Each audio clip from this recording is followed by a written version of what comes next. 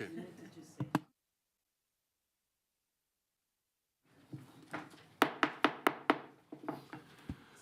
Good afternoon, everyone. Welcome to the Washoe County School District Board of Trustees regular meeting for April 28th, 2026. It is now 2:01 p.m. We'll call the meeting to order, and item .101, item 1.02 is roll call. Clerk Cole, can I have the roll, please? Clerk Cole, present. President Mayberry. Here. Dr. Nicolette. Good afternoon. Trustee Phoenix.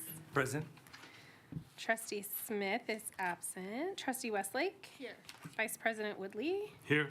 And Student Representative Peyton Weir. Here. Welcome, Peyton. Glad to have you today. Thank you, ma'am. We will go on to item 1.03. This is our Pledge of Allegiance, and I would like to ask Lieutenant Colonel Scott Caldwell to lead us in the pledge, sir.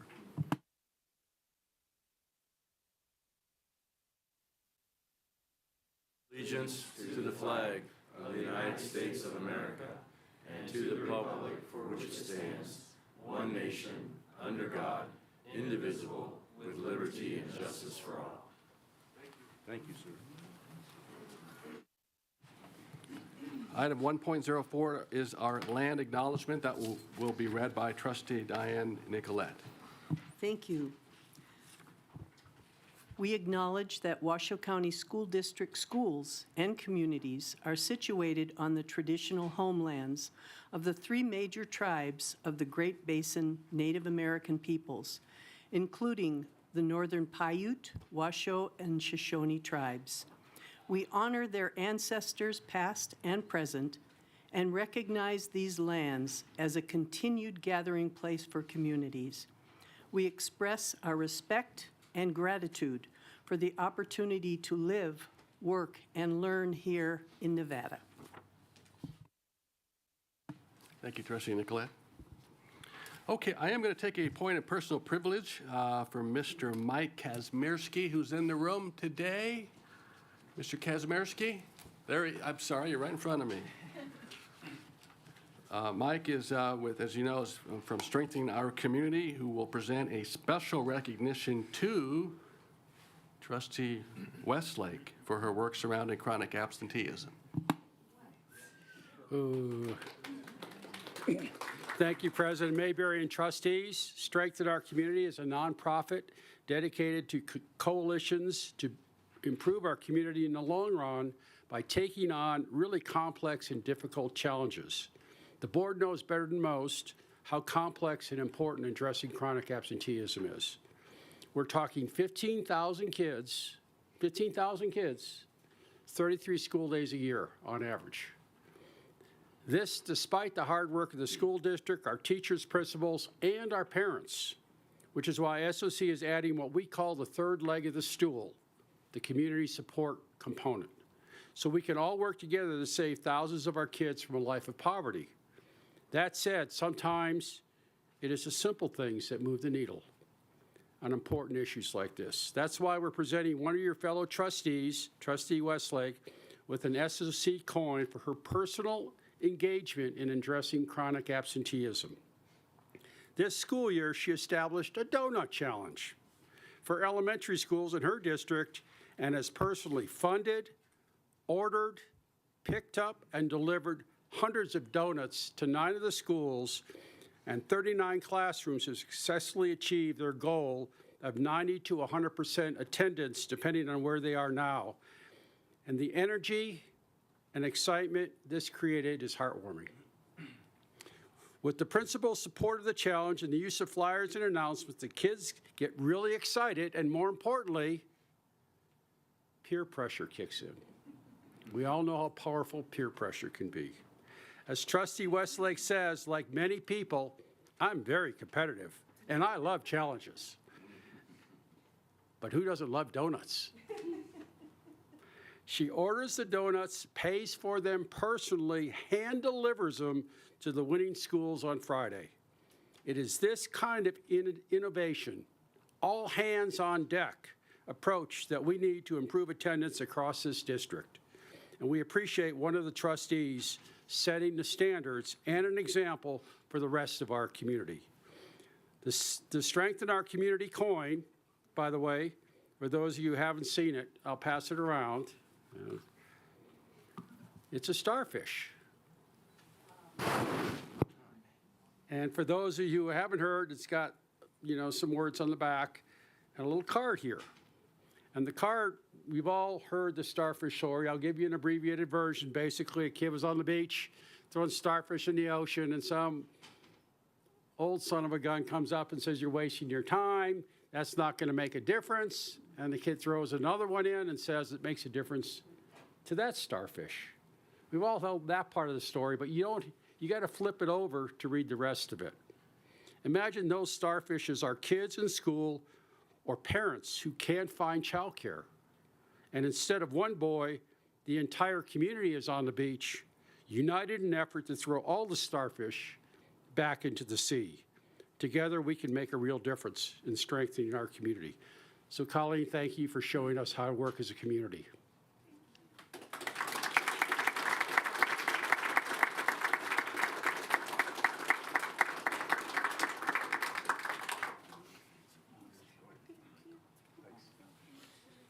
Thank you again, President Mayberry, for the opportunity to Absolutely. present. Thank you, Mr. Kazmierski, for all you're doing for our schools. We appreciate it. Thank you. And Trustee Westlake, I expect a dozen donuts at the next meeting.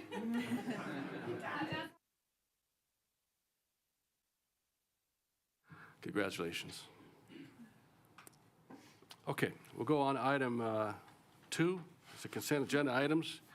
2.01 is the approval of the consent agenda items, items 2.02 through 2.17. We are going to pull item 2.09. This is the agenda item on iReady.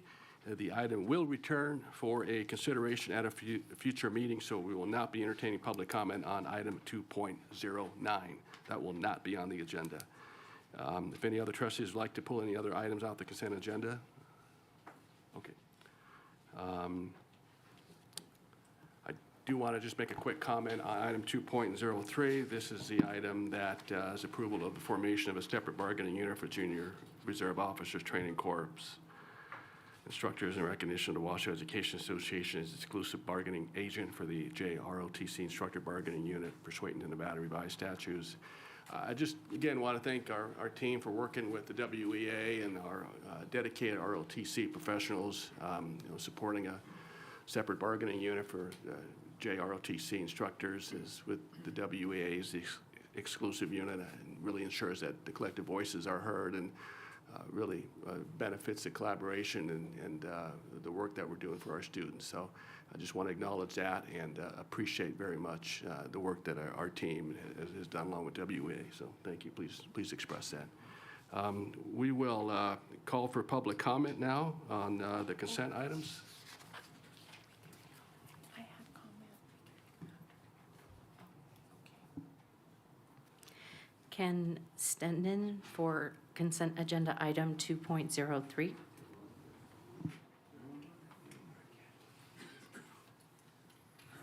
Good afternoon, sir. Good afternoon. You too, we go to the same place. Hey, my clock's already running.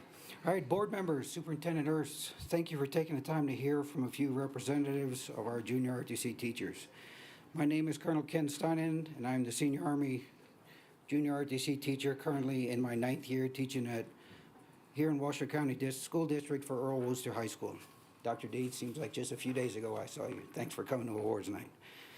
Most of my 30 years of the Army service was as a traditional guardsman, working part-time in uniform while having non-military jobs in healthcare administration in Phoenix or operations jobs here in Reno working for Microsoft. So while in the Army, we don't get the chance to talk about unions and other jobs. I've been there. I've never really called myself a strong proponent of unionization. However, the last year or more has changed my perspective and opinion. I and the majority of my fellow junior RTC teachers have for years accepted the fact that we were not permitted to be part of the WEA negotiated agreement.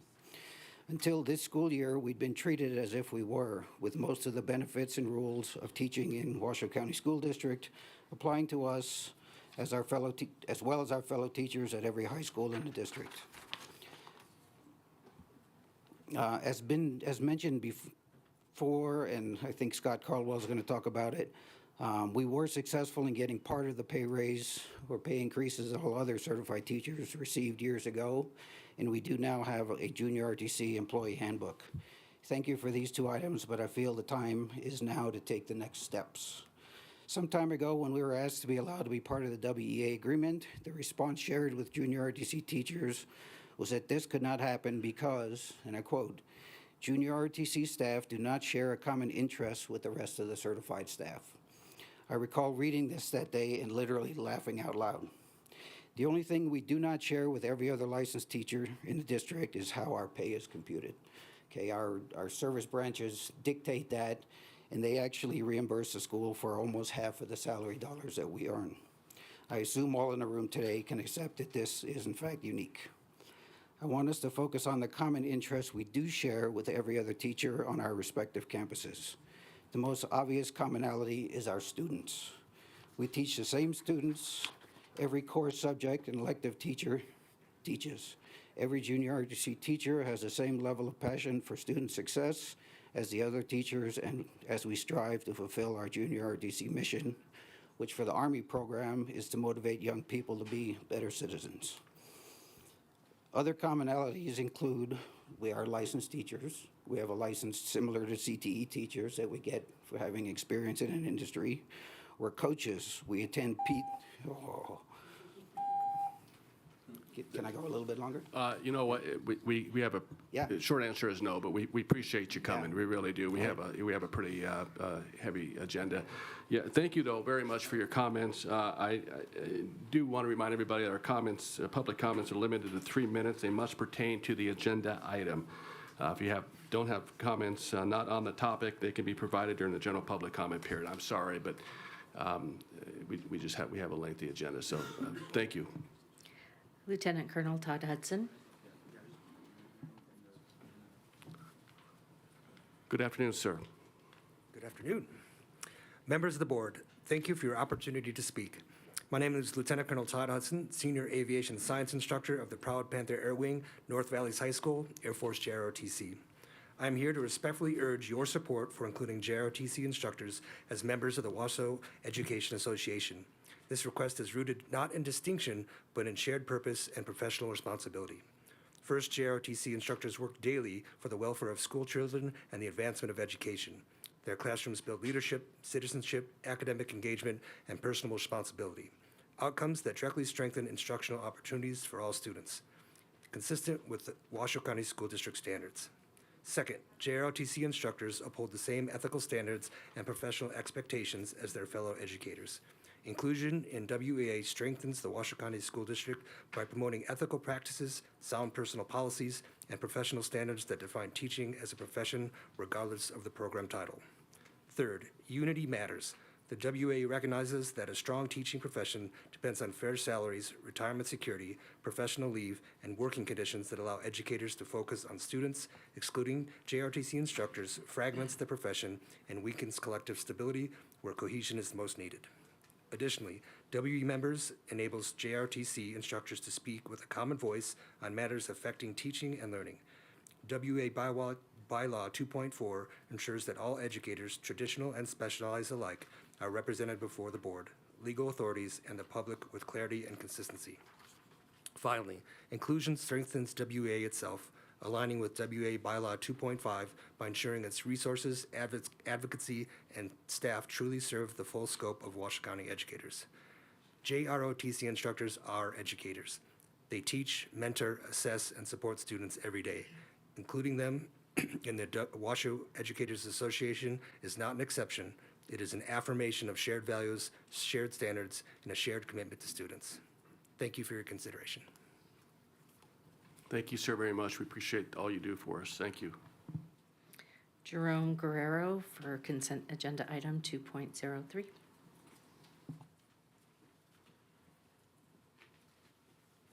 Good afternoon, Superintendent, Board of Trustees. Nice to see you. My name is Colonel Jerome Guerrero. I am the Senior Army Instructor for McQueen High School. And what my compatriots have said, I also echo. The one thing I would like to highlight, my experience in Clark County showed me the value of having and being part of a union. It wasn't pushed very hard on ROTC instructors in Clark County, but when there were issues that came up, those instructors that were part of the union were authorized that union representative.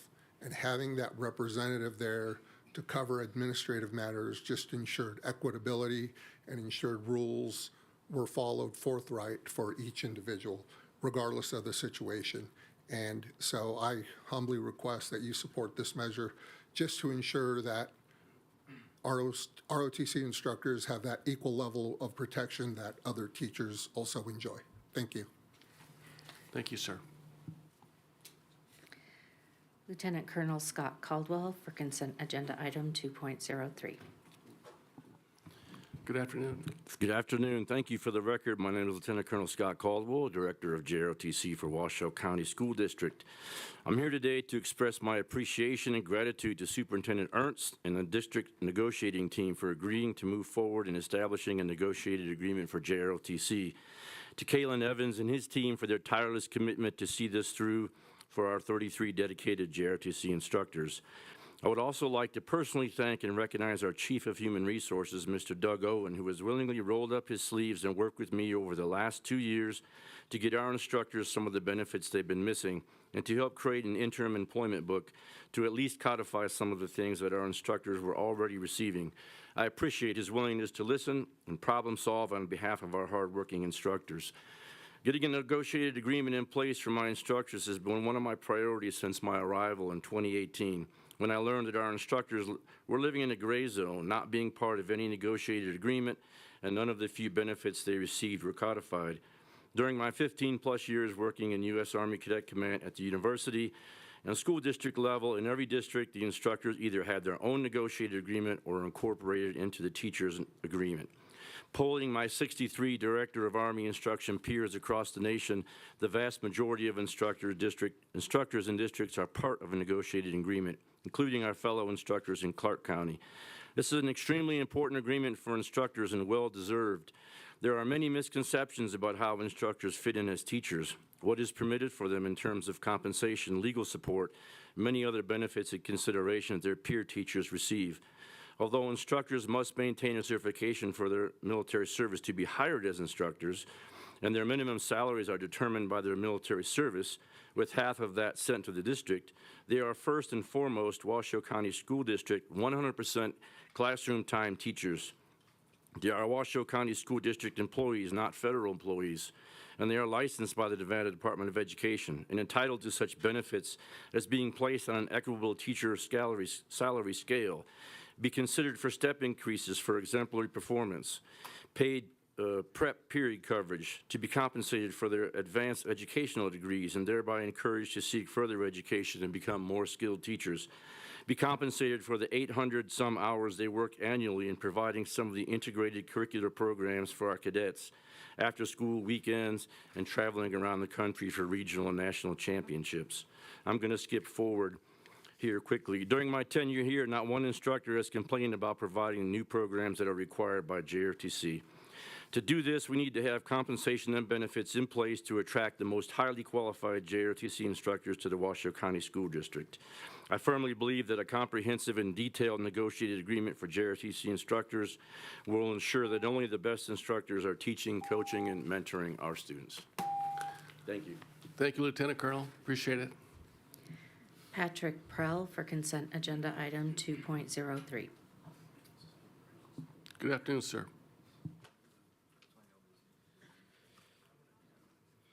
I'm Chief Petty Officer Patrick Prell, the Naval Science Instructor over at Reed High School for 11 years. I'd like to convey my appreciation to the Board of Trustees and Superintendent Ernst. JRTC teachers are certified teachers with Nevada teaching licenses along with certification from the parent military service. As was said before, my colleagues, we are Washoe County School District employees. It should be on par with other district teachers JROTC teachers from Clark and nearby counties are allowed to be part of a negotiated agreement, and Washoe JROTC teachers should be as well. As JROTC teachers, we do many activities, events, such as national competitions, air rifle, drones, going across various parts of the United States, provide opportunities for our cadets. And additional duties like running unit supply rooms that value over $70,000 that we are not necessarily compensated for as other teachers that have similar duties are. JROTC has a positive impact on our students during high school and after they graduate, giving them the tools in their toolkit to be better citizens in our community, our state of Nevada, and our nation. We need to be able to retain and attract the best JROTC teachers, and one way to do that is having a negotiated agreement. I respectfully ask the Board of Trustees to support and approve a negotiated agreement as part of the Washoe Education Association for our JROTC instructors at Washoe County Schools. Thank you. Thank you, sir. Thank you. Brian Sens for consent agenda item 2.03. Good afternoon. Hello. Yeah. Sorry. There you go. Good afternoon. I don't really expect to add too much in my public comment. I think everything that the people that came before me was well articulated and well said. I just wanted to add my voice to this agenda item and express my support for it. I'm here to urge that you consider approval and including us into this collective bargaining agreement. We are dedicated to the success of our students, just like all other licensed instructors here in Washoe County. More than just pay, our inclusion in this collective bargaining agreement is an important step in standardizing our rights and, I think more importantly, our responsibilities as employees of Washoe County School District. Inclusion in this bargaining agreement will keep us from operating in the gray zone that we have been operating in for the last couple of decades. So again, please consider including us. Thank you. Thank you, sir. And just as a reminder to the audience, we did remove item 2.09, the item on iReady from the agenda. That item will come back at a future meeting. I will not be accepting public comment on item 2.09. Remember, comments are limited to 3 minutes, must pertain to the agenda item. Thank you. Kaylin Evans for consent agenda items 2.02 and 2.03. Good afternoon, President Evans. Hello, President Mayberry. Thank you for this opportunity. I just wanted to first start off by saying thank you, Superintendent Ernst, for your leadership on this issue, ultimately giving direction to your staff to get this done. I need to make sure that I call out Chief HR Officer Doug Owen as well. We don't get this done without him in terms of figuring out a way to make this happen. As an organization, we tried this several years ago, was not able to get it across the finish line. Personally, I've been working on this for almost 2 years to get this through and have hit a ton of roadblocks, but ultimately, we just really appreciate the opportunity and what this signifies, right? It signifies that we understand the value of collective bargaining and that how all of our employees deserve to be a part of that. I also wanted to quickly just say thank you to Colonel Caldwell. He really sets the standard for what it means to advocate for those that he supervises.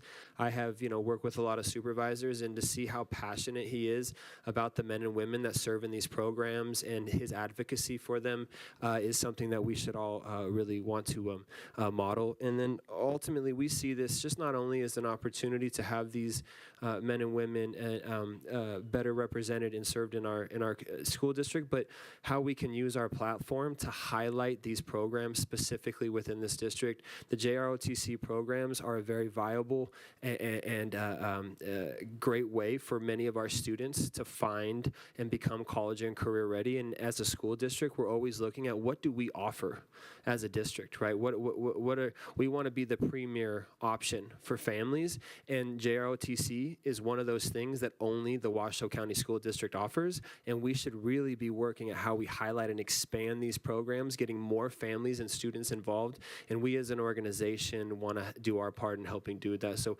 again, I thank you, Superintendent Ernst, HR, Mr. Owen, and the board, and we just appreciate your consideration on this. Really, it's a historic event. We've never had this in our district before, and for the first time, these men and women are going to be able to be represented as they deserve. Thank you. Oh, sorry, 2.03. My bad. Benchmark. We need to. We understand that we need to do some adoption on that because it needs to go into account next year. I would highly encourage staff to take a look at that, how that aligns with the science of reading, how that aligns with the science of learning that we are adopting as a district and across the state, and how that's going to work. And also, let's talk to staff and students as to whether or not these curriculums are engaging and that they are actually meeting the needs of our students and our staff. So I would just highly encourage those discussions with any curriculum that we're going to be adopting, that we're having those conversations. And so I just wanted to put that on the record. Thank you. Thank you, President Evans. We appreciate you. John Eppolito for consent agenda item 2.07. Good afternoon, sir. Good afternoon. John Eppolito. In a few minutes, you guys are probably going to vote to approve another $550,000 to Infinite Campus. This is the largest database ever created on children in U.S. history. And you guys never even talk about the implications of all that data on our kids being stored forever by a third party. What Protect Nevada Children is most concerned about is all the non-educational subjective data Infinite Campus stores forever without parental consent or even parental knowledge. What I'm talking about is discipline, minor discipline, MTSS, medical, counseling, and psychiatric data. Remember, a subset of that data is uploaded to the state. The most incriminating part of the data is uploaded to the state in their SANE database. And last session, Senator Taylor helped us with a bill, we helped her with a bill, whatever, to start deleting that SANE data after a year. Unfortunately, Infinite Campus had 5 paid lobbyists in Carson City, and we couldn't make any progress with the Infinite Campus data. But hopefully this coming session, at least 1 or 2 of you will help me, and we can make some progress.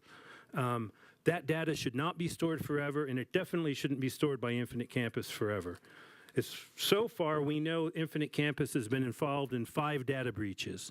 There's a handout for each of you there. And one of the times, this is a separate data breach that Pearson had in affecting Washoe County School District students. Pearson has access to Infinite Campus, and the Infinite Campus data was placed for sale on the dark web, and that had student IDs, student birth dates, student names, not social security numbers. And what happened was Washoe County School District told parents about the data breach because they had to because of our previous bill, thanks to Senator Dennis. But once it came out that the student data was placed for sale on the dark web, Washoe County School never went out and told the parents. Shame on you guys. But we come in here and remind you, you just sit there and don't do what we ask, which, whatever. This is the letter right here from 5 years ago from one of your attorneys, the school district attorney, stating why they won't tell us who has access to Infinite Campus. It's not just communities and schools. What you guys did tell us is communities and schools has access to the entire database on the students they serve. But you wouldn't tell us what other third-party vendors had complete access to Infinite Campus for the students they serve. Again, just as a little reminder, that's you guys should be doing that. And you should also be letting people speak at the beginning of the meeting. That's all I have. Thank you, JJ. Trustee Westlake. Thank you, President Mayberry. I wanted to say something regarding our JROTC program and for us being able to vote today on incorporating them with WEA so that they will have the representation and dignity that they deserve. They're building stronger human beings.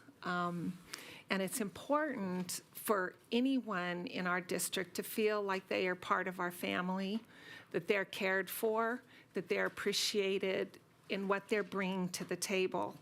And having gotten to know Lieutenant Colonel Scott Caldwell and meeting with other JROTC leaders, I can say wholeheartedly that these are some of the most dignified, supportive of our students, encouraging of our students, wanting to build our students, offering so many programs that our children can take on into their futures, the drone program. And I can't think of a more welcoming and loving place to land than with WEA. And it's important and it's productive and more organized to be able to have a unified voice. I think then all of us are heard. And I just want to say how much I appreciate everything you do. Thank you very much. Thank you, Trustee Westlake. Go ahead, Clerk Hall. Thank you. I wanted to make a statement about the benchmark curriculum. I will vote with my colleagues to approve it because it is a one-year extension, but I'm going to make this really, really clear that the continued response that I get, that it fully aligns with our social studies standards, is something that I cannot continue to see.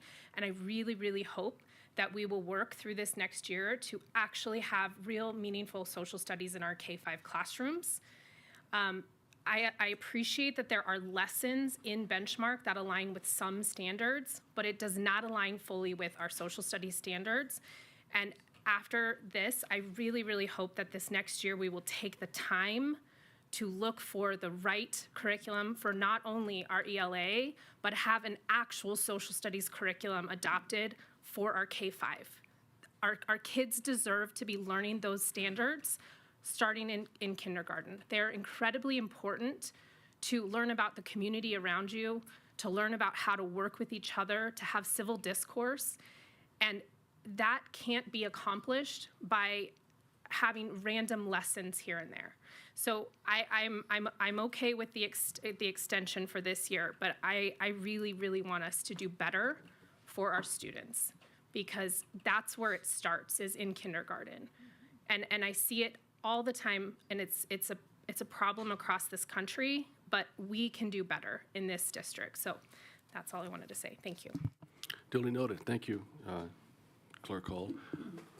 Okay, seeing no other comments, I am looking for a motion to approve consent agenda items 2.02 through 2.08 and 2.10 through 2.17. I'll go ahead and make that motion. So I move that the Board of Trustees approves consent agenda items 2.02 through 2.08 and 2.10 through 2.17. I second. Okay, we got a motion from Trustee Phoenix, a second by Trustee Westlake to approve the consent agenda items 2.02 through 2.08 and 2.10 through 2.17. All in favor, please signify by saying aye. Aye. Those opposed? Motion carries unanimously. Thank you. All right, that concludes our consent agenda. We are moving into item 3.01. This is a presentation and discussion item only, a proclamation honoring National Apprenticeship Week in the Washoe County School District. Presenters Chris Hackbush, our Chief of Secondary Academics, and Dr. Josh Hartog, Director of Career and Technical Education, and I will let them introduce the panels, the special guests that will be coming up. And then after their presentation, we will have Trustee Nicolette read the proclamation, and then we will pause for a short photo. Thank you.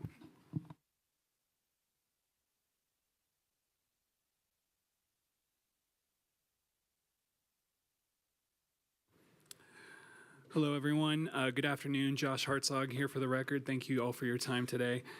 As we recognize National Apprenticeship Week, I am pleased to share that this year Washoe County School District has confirmed no fewer than 13 students who are set to enter registered apprenticeship programs either now or immediately upon graduation.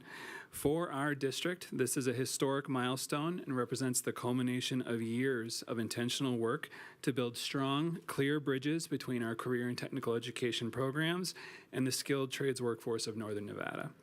This progress has only been possible through the work of our CTE teachers in partnership with several outstanding organizations, including the Associated General Contractors of Nevada, the Northern Nevada Apprenticeship Coordinators Association, the Building and Construction Trades Council of Northern Nevada, and our many local trades unions. I would also like to extend special thanks to Benny Wilson, Rob Benner, Diane Vanderwell, Tracy Holland, Sean Donnelly, Wendy Colborn, Carissa Lynn Stratton, and our own Matt McKay for the countless hours they have invested over the years to help our students see apprenticeships as full-ride scholarships, leading to high-demand, high-paying jobs and careers. To help put a face to this work, I am honored to introduce two guests with us this afternoon.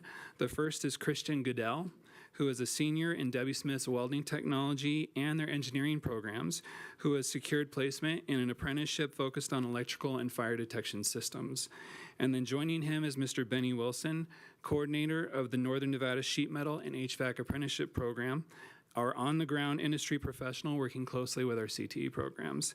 At this time, I'd like to invite Christian and Benny to share as the board recognizes National Apprenticeship Week. Christian, how are you? Great to see you. I'm good. How are you? I just want to take a moment to talk about my apprenticeship so far. So the thing I was looking for most when I was seeing what I wanted to do for my senior capstone was something that I can take into my future and find a career in after high school. I didn't plan to go to college originally. I'm now going to college in mechanical engineering to further my education. But my apprenticeship had a lot to do with that. I was able to get materials from Pi Barker Fire and Safety. They gave me materials to use in the classroom, such as cameras, fire alarms, the systems that they use, and it allowed me to get familiar with. And when I turned 18 this past March, I was allowed to shadow a technician and go out to job sites and see what they do on a day-to-day basis and get used to the mechanics so I can hopefully do it myself one day. Thank you very much. Fantastic. Thank you. We're really proud of you. Thank you for very sharing your much. story with us. Have a good day. Thank you. Mr. Wilson, it's good to see you again. Had the opportunity to tour your facility about a month ago, so I was delighted to have you back. Yeah, I'm always welcome as long as, as well as everybody else from Washoe County, right? We're very proud of our program and the partnership that we have with the CTE department. I can't give enough thanks to all the hard work that they do in their schools.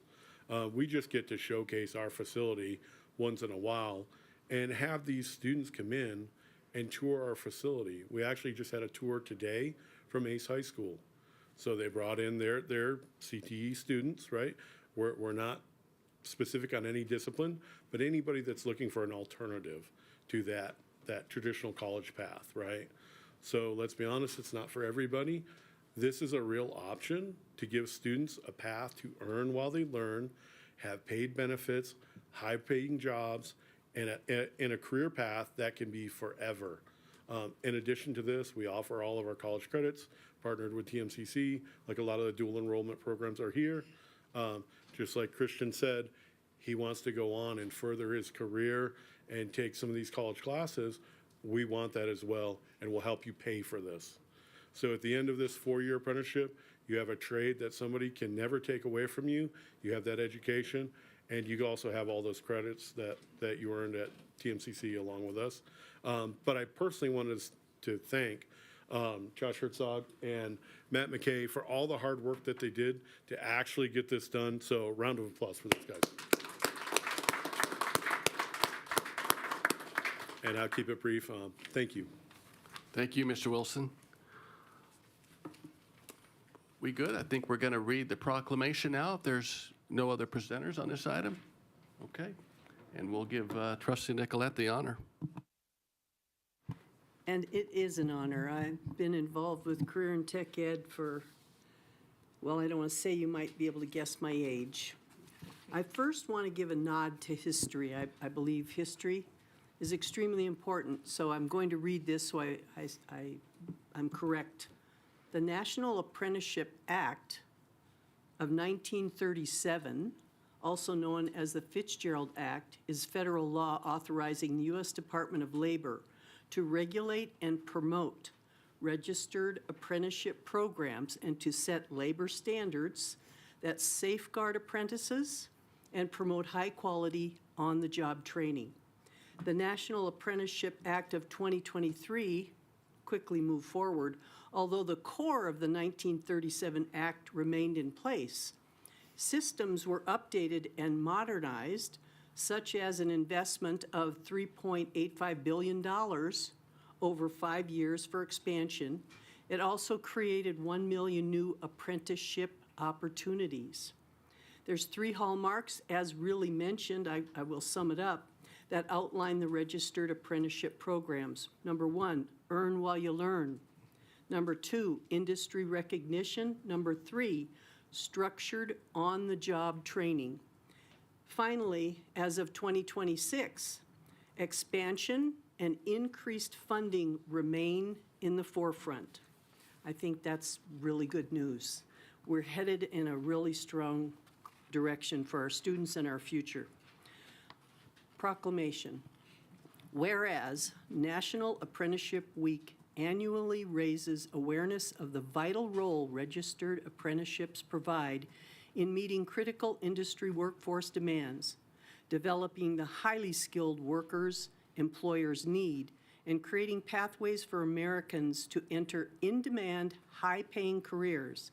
And whereas registered apprenticeship is an industry-driven, high-quality career pathway through which individuals obtain paid work experience with a mentor, receive progressive wage increases and classroom instruction, and earn a portable, nationally recognized credential that opens doors throughout their career. And whereas the Washoe County School District recognizes the urgent need to prepare students for high-quality careers and is committed to expanding registered apprenticeship pathways that meet the current and future workforce demands of Northern Nevada's growing economy. And whereas the Washoe County School District recognizes the pivotal role that educators, school counselors, career center facilitators, and the career and technical education programs serve in bringing awareness of registered apprenticeship opportunities to students and families, almost there. And whereas registered apprenticeship programs are uniquely able to meet the changing demands of Northern Nevada's economy, providing a proven, industry-validated pathway that benefits students, employers, and communities alike. Now, I, Diane Nicolette, for Joe Ernst, Superintendent of Washoe County School District, do hereby proclaim April 26th through May 2nd, 2026, as National Apprenticeship Week in Washoe County School District, and call upon our students, families, educators, counselors, and community partners to recognize the value of registered apprenticeship and to promote awareness and expansion of these vital career pathways. Thank you. Thank you, Trustee Nicolette. Okay. Yeah, picture, right? Yeah, okay.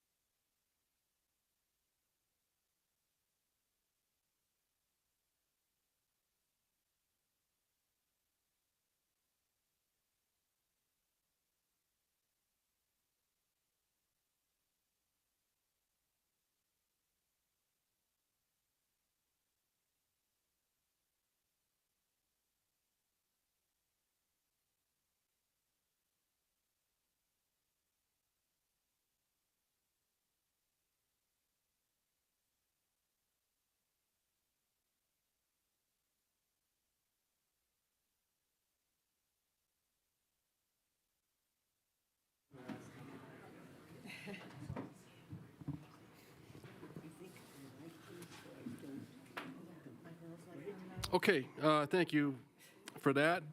We're going to kind of go right into our business meeting here, more formal items.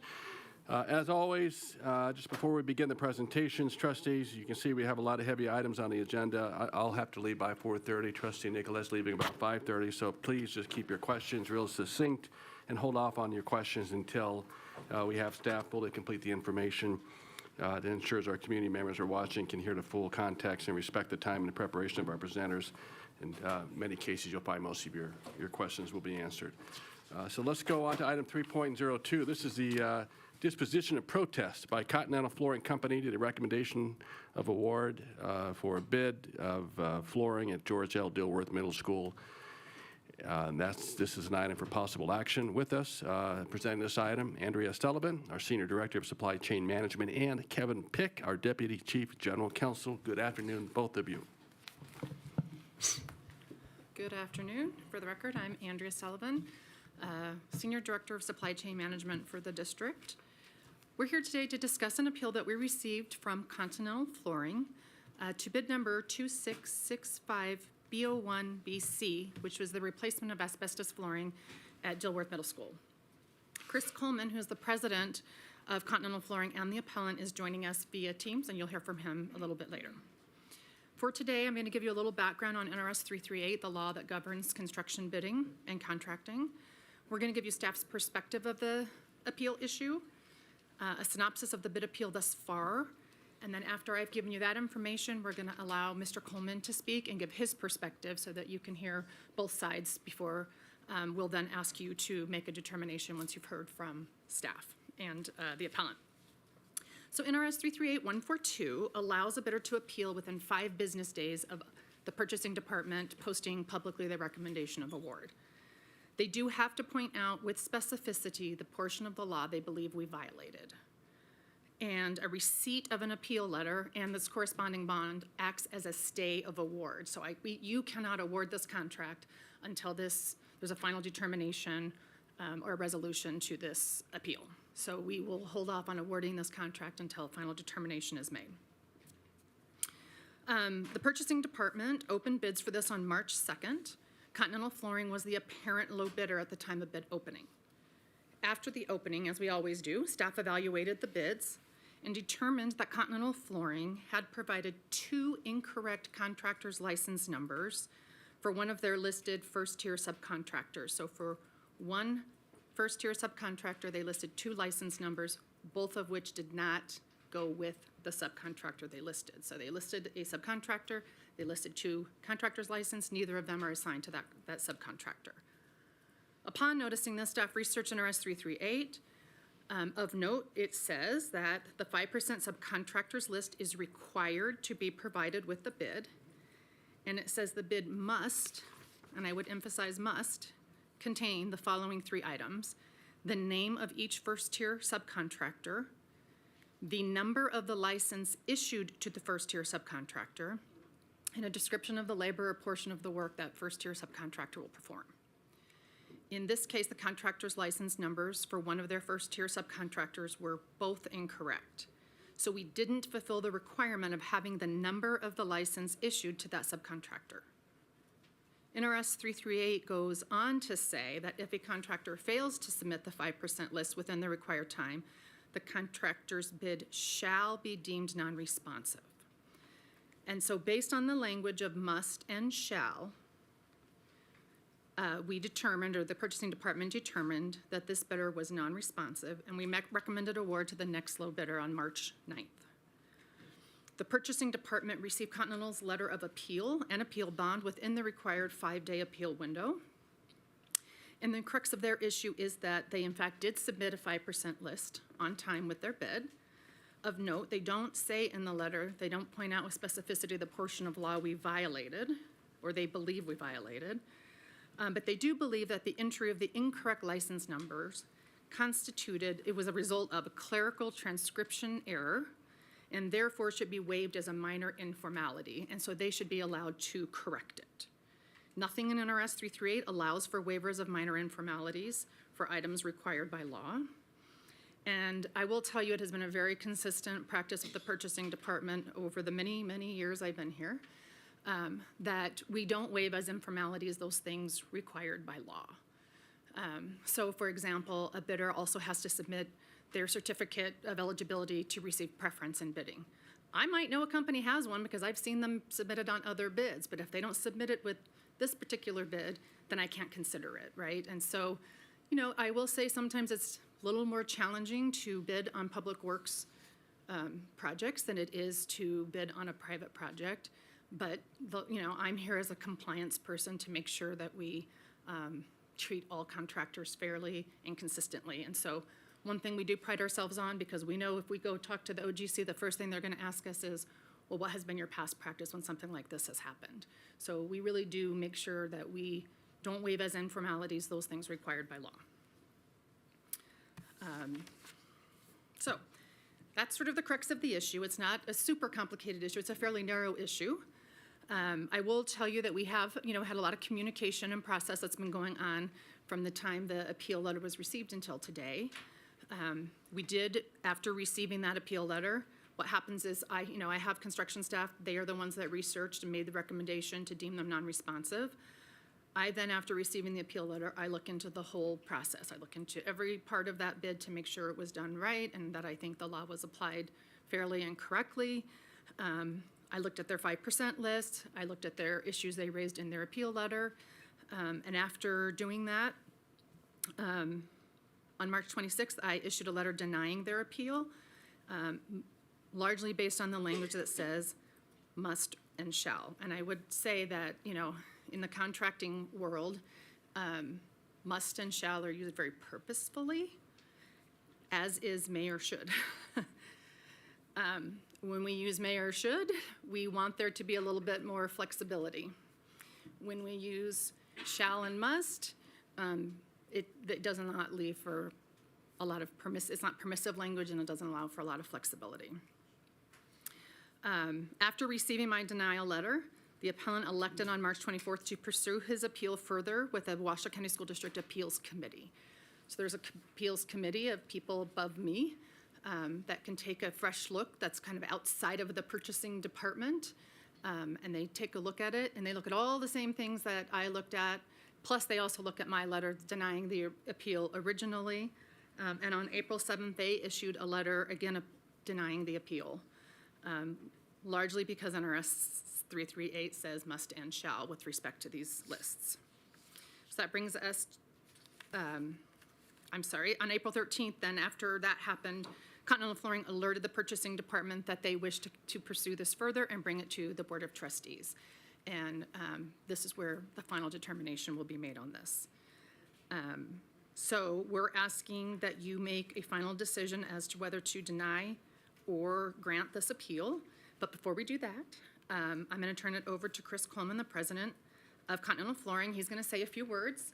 And after he's done having his say, then you guys can ask any questions you want of us or of him. And then after that, it would be the time for you to discuss, deliberate, and make a final determination. So before I turn it over to Mr. Coleman, do you guys have any questions about anything I've presented so far? I tell you what, let's hold our questions till the end. I do want to welcome Mr. Coleman, and Mr. Coleman is aware that he has up to, but no more than 10 minutes. So good afternoon, sir. You have the floor.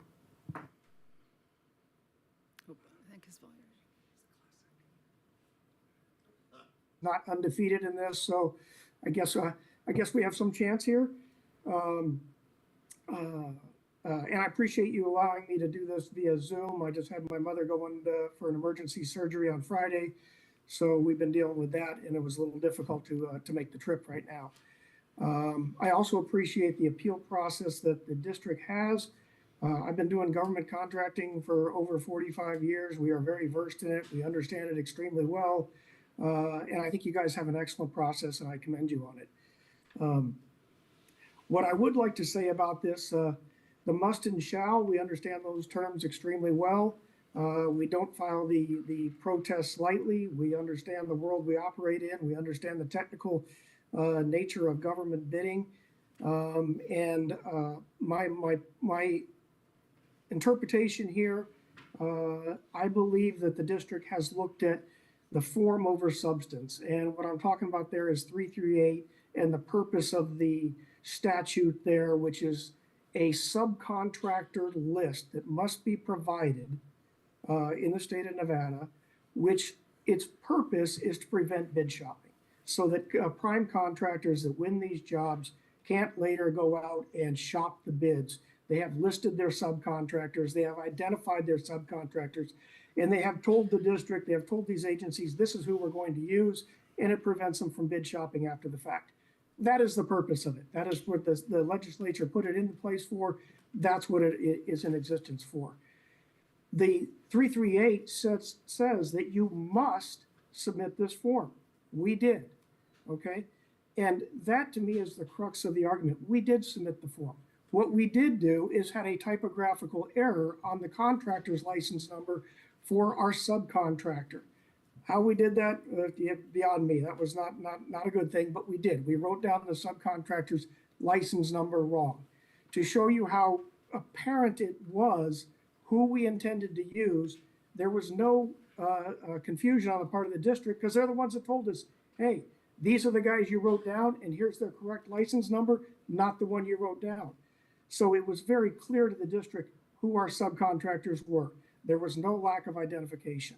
338 does not give the district explicit power to waive this as a minor informality, nor does 338 also say that they must dismiss our bid over a typographical error.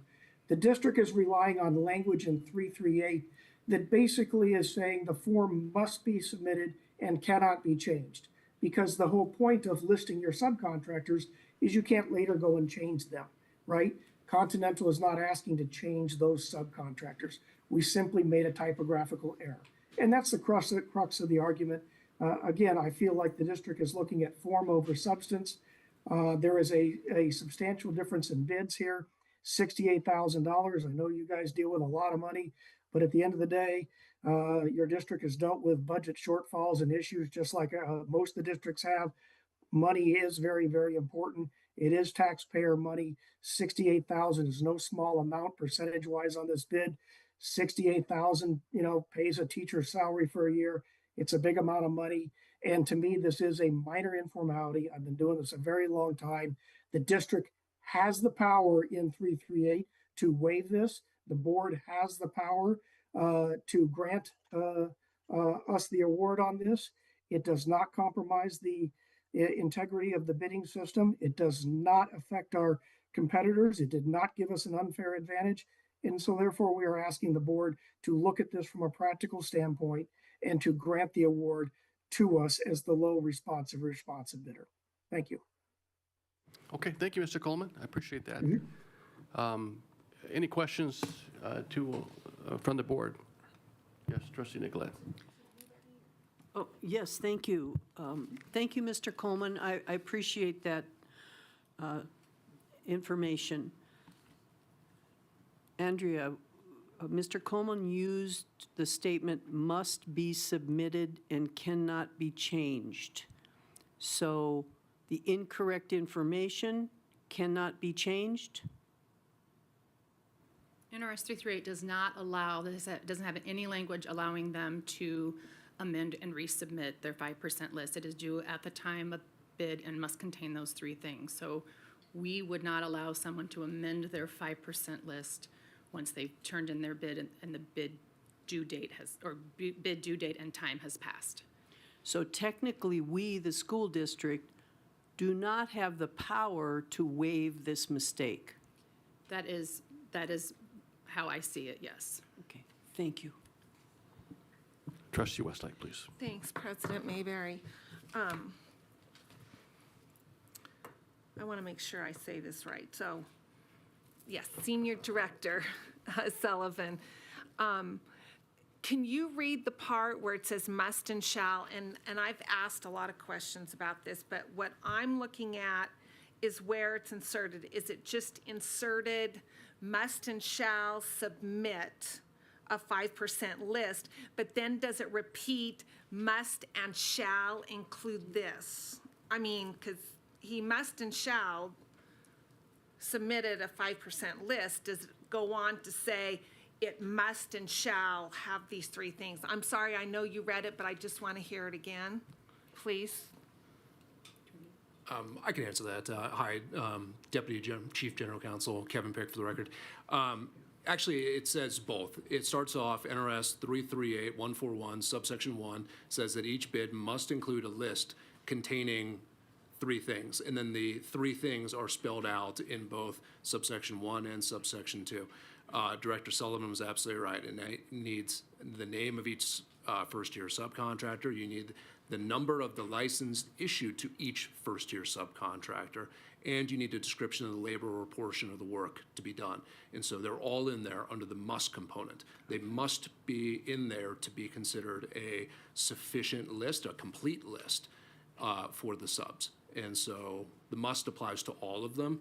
And I'll just reiterate what Director Sullivan said too. The failure to submit the list within the required time, the contractor's bid shall be deemed non-responsive. And so those are the musts and shalls that do apply to this provision. Okay, I had counsel. May I comment on that 1 second as well? Yeah, and then I have a question for counsel Peck. Well, go also. ahead, go ahead, yeah. So my question for counsel, Kevin, so something was said, formative substance, and I remember, that's kind of important. I remember that back in my criminal justice classes in college. It's kind of the spirit of the law. Is there any way to get around this with formative substance, the spirit of the law? I mean, I know it's pretty cut and dry with legal. However, they do color out of the line sometimes, and they use that term. Sure, and I think if you had any lawyer up here, and if the NRS said must or shall, that they are going to advise that means must or shall, and that there is no, I just want to say, I was involved in the appeal committee on this. I very much feel for Continental, and I can understand how they would believe that, we're applying a very strict reading of the statute. But we're applying a strict reading of the statute because the statute has strict terms in it. It says it must, it says it shall. And so when the statute says that, Nevada law talks about the requirement of strict compliance with it and a strict reading. There's a lot of cases that said that those are must and shall, those connote mandatory requirements. Okay, thank you. Yeah, Mr. Coleman, I appreciate you being here. I really do. I'm sure you're a nice man, a great business owner, and I appreciate your tenacity taking this to where we are today. Somebody that's been in the public sector my entire career, I know as frivolous as some of these errors are, and they are, they also, we have to conform to the law. I mean, I've seen bids being rejected because they're missing a signature. And it's unfortunate. It truly is. Yes, yeah, we're very familiar. Again, to comment, we are not disputing the must and shall, and I believe the interpretation the district is reading is correct. You must submit it, and we did. You shall have all this information. We did have it. What the statute is missing, however, is the typographical nature of it, and it does not give the district. It neither prevents nor allows the district to dismiss us over the typographical nature of not having the license there. So again, the form over substance, what is the purpose of the statute? The purpose of the statute is to prevent bid shopping, that a contractor must list their subs. We had done that. So the form and the must and shall, I believe, was fully satisfied here. So I think we're actually on the same page there. It's really a matter of whether or not the district has the ability to waive the informality of the typographical listing of their license number. And I believe the statute allows that. It does not prevent you from doing that. The only question I have to our staff is, can we reject all bids and rebid this?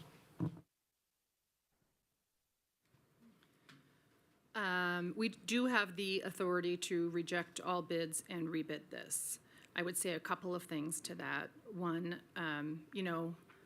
probably we have to be careful about using that as how it may appear that we're trying to get around the law, right? Like if we don't like the law, we just cancel the bids and reissue them so that everybody has a second chance. And I would also tell you, if we were to cancel and reissue, we would not be able to do the work this summer. It would have to be pushed to next summer. Any believe the questions? second Yes, bidder- Vice President Whitley. Mr. President, if we could go to public comments, I'd like to deliberate. I don't have questions, I have comments, but I'd like to give the opportunity for public comment first.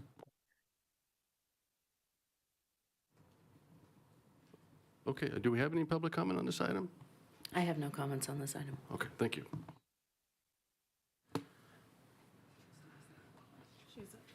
I'm sorry, Trustee Wesley. I Yeah, go- had one more Oh, question. okay, sure, go If we ahead. want to do questions before comments. So I like what you said, President Mayberry, because I think sometimes there are opportunities that you can take that are fair and just, but I want to make, I'm not sure why it would take that long. If we just, is there a time frame? I need to understand this process. Is there a time frame the bid has to sit out there, or do you just say, hey, we're throwing this out, we're opening this bid up, 10 days, and then da-da-da-da?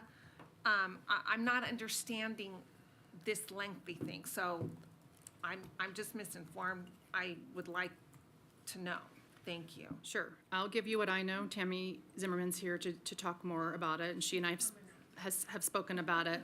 But I will say, you know, there is a process we have to go through to approve to get a bid issued. We do have to issue it for a certain amount of time.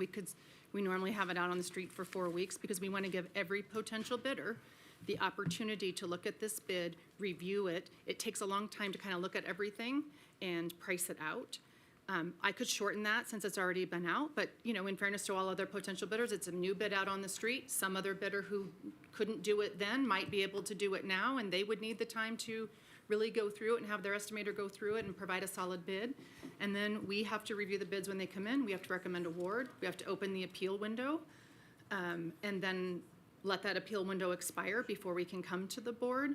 And then there's the time to order the materials needed for the project. And the belief is that if we can't award this project in early-ish May, that we won't have time to order all the materials and get them here by the time we do award this if we go back out to bid. And if Tammy has anything to add, she can. What's the legal amount of time, though? Not what we would like, but what is the legal? 7 days. So a week. So 1 week. So now we could be early Right. May. I think we've got to be really open to what exactly, I know what it usually looks like, but legally, we're talking a lot of legal stuff right now. So legally, we only have to keep it open 1 week. And the other thing I would say about that too is, one thing that contractors really don't like is that now that the numbers are public, we cancel and reissue immediately with the same exact scope of work. Now all the numbers are out there in public, and so that is a real issue as well too. And it might actually prevent people from bidding on the project, maybe not, but it is definitely an issue that we would not want to see. So typically, if we're going to cancel and reissue a bid, we wait a substantive amount of time, or we add or subtract scope to that so that it's not the same exact project that goes out with all the numbers public. And if I could, I just wanted to add one thing too. Earlier, when Director Sullivan was talking about the history of what happened in this bid, she talked about precedent. And precedent is extremely important in this world when you go from bid to bid. And so I'd like to request the board think about what precedent would be set by having this situation and granting the appeal or denying the appeal, but reissuing the bid because a bidder did not comply with Nevada law. And so I'd like to request the board to think about that aspect too. Okay, we're going to go to Vice President Woodley, then we'll go to Trustee Nicolette. All right, thank you. Fortunately for me, I have a lot of experience with the RFP process and NRS 338. And I can tell you unequivocally, when the NRS says shall, it means shall or must. We, in my past life where I worked, we had BDRs just to change that word. We used BDRs to change a shall to a may because it was that important. The way it has been explained to me over the years, one of the things was, as you stated earlier, bid shopping, quote shopping, however you want to call it. One of the reasons why the NRS is written the way it is to avoid a situation, because you can have, I'm not saying this happened here, but you can have unscrupulous bidders that will intentionally give wrong information and say, oh, that was a mistake, can you reconsider, and now, or put it back out, and now we have an idea of what we're going to bid and how much we're going to bid, and it's a controlled situation. The whole intent is to make it a surprise. When all the bid comes in, there's supposed to be a minimum amount of people there. We all open the envelope together, so no one has any insight more than the other, and whatever is not valid, it's not valid. It's cut and dry. It gets cut out, and sometimes I've seen it where we were like, wow, we wish they had the information, because that was a good bid. We would have loved to pay that price.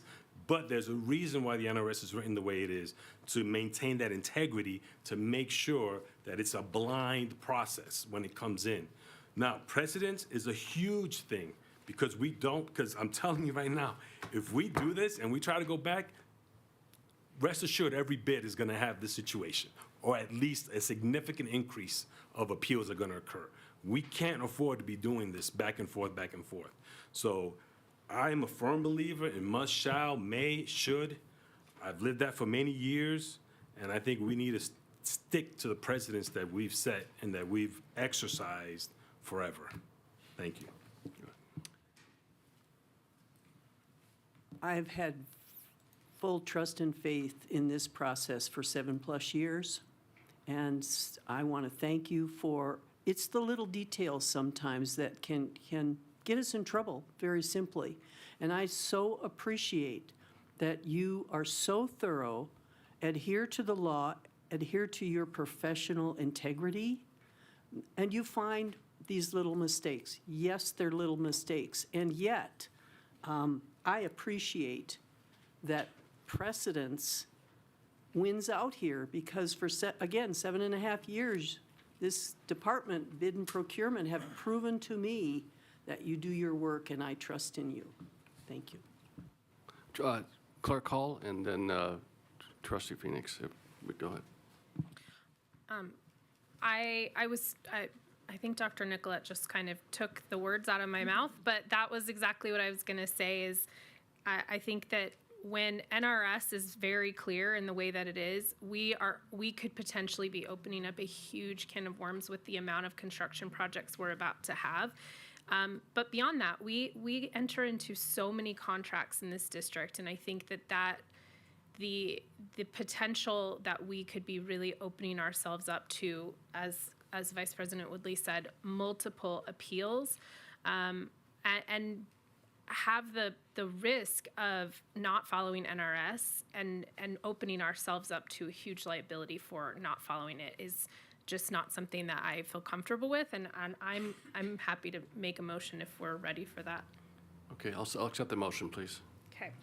I move that the Board of Trustees rejects the bid protest by Continental Flooring Company to the recommendation of award for request for bid number 26-65-B-01-BC, replacement of asbestos flooring at George L. Dilworth Middle School to SI Legacy Floor Finishing, Inc. And I second that, and thank you for your due diligence. Okay, we have a motion on the floor by Clerk Hall and a second by Trustee Phoenix to reject the bid protest by Continental Flooring Company. All in favor? Any further discussion? Okay. Trustee Westlake. Oh. Okay. Any further discussion? Seeing none, all in favor, please signify by saying aye. Aye. All opposed? Okay, motion carries unanimously. Thank you, Mr. Coleman. Thank you for your presence this afternoon. Thank you. Staff, thank you for your due diligence as well. Appreciate it. Ms. Sullivan, Mr. Pick, thank you. Okay, we're going to move on to item 3.03. This is a possible action item on a presentation discussion to approve the Washoe County School District School Property Reuse and Disposition Framework to be utilized for all school repurposing decisions to be initiated following action by the Board of Trustees to close the school site in accordance with NRS Chapters 277 and 393. With us is the presenters, Tiffany McMaster, our Deputy Superintendent, Adam Searcy, our Chief Operating Officer, and Kevin Pick is back with us as Deputy Chief General Counsel. Thank you. Good afternoon, President Mayberry, Superintendent Ernst, members of the Board of Trustees. For the record, Tiffany McMaster, Deputy Superintendent. I'm joined today by our Chief Operation Officer, Adam Searcy, and Deputy Chief General Counsel, Kevin Pick.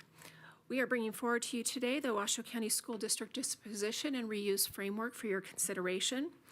This item represents real cross-functional team expertise that has been brought forward to analyze the impacts, surface risks, balance trade-offs, and really strengthen the overall quality of the framework being brought forward to you today.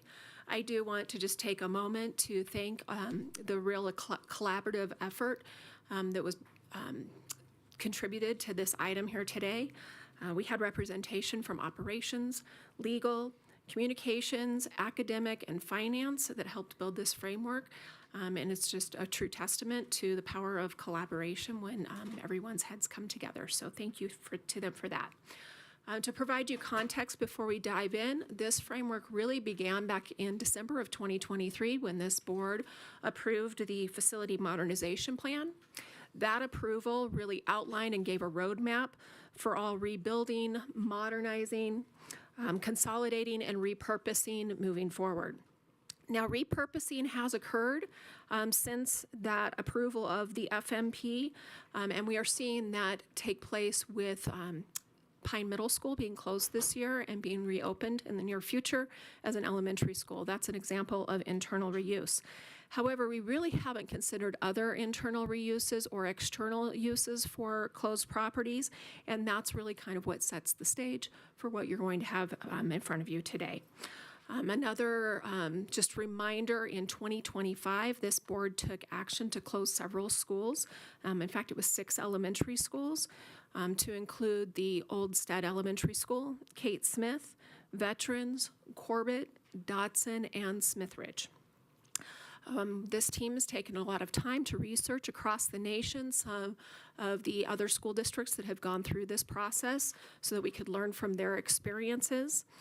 And we recognize that schools represent a considerable asset to the public, not only for us as a district, but for the entire community value.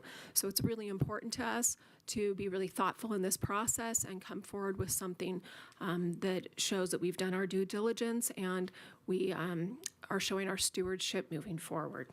Today, we're proud to share this framework with you that's going to be aligned to our core educational mission as a school district and will be applied to all closed schools moving forward.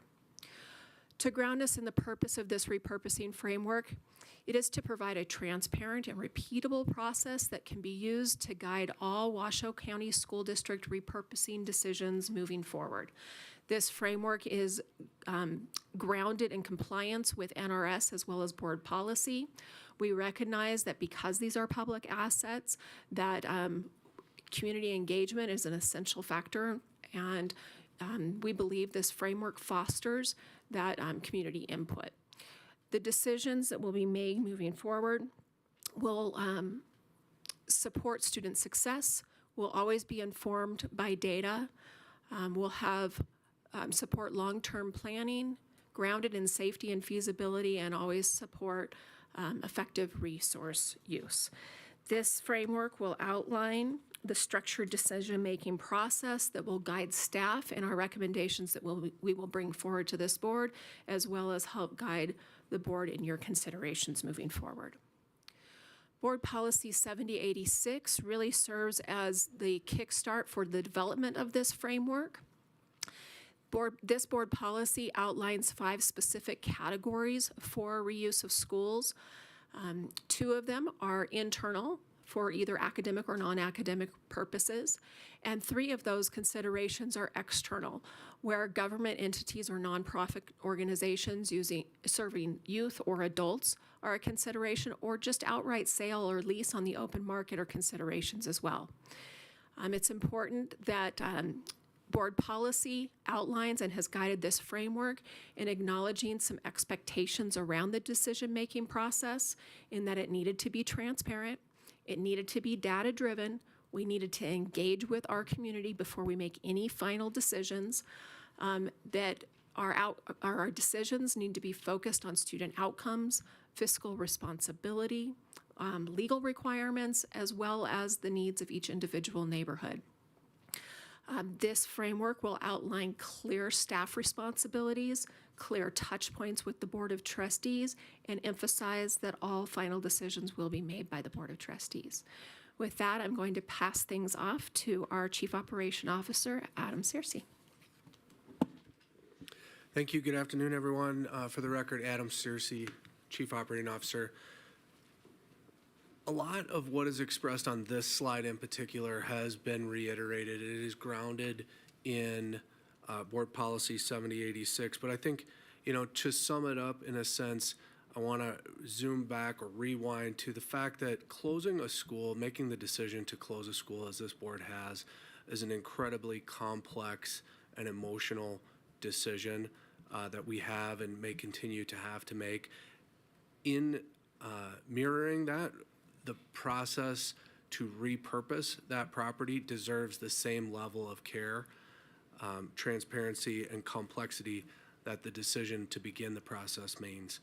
I've said this time and time again to others that have been a part of these conversations, as it dates back to the FMP, how we repurpose these schools will have as significant of an impact on how the ultimate success of the plan is received as how we construct or how we bring to life any of our new schools. So it's really important.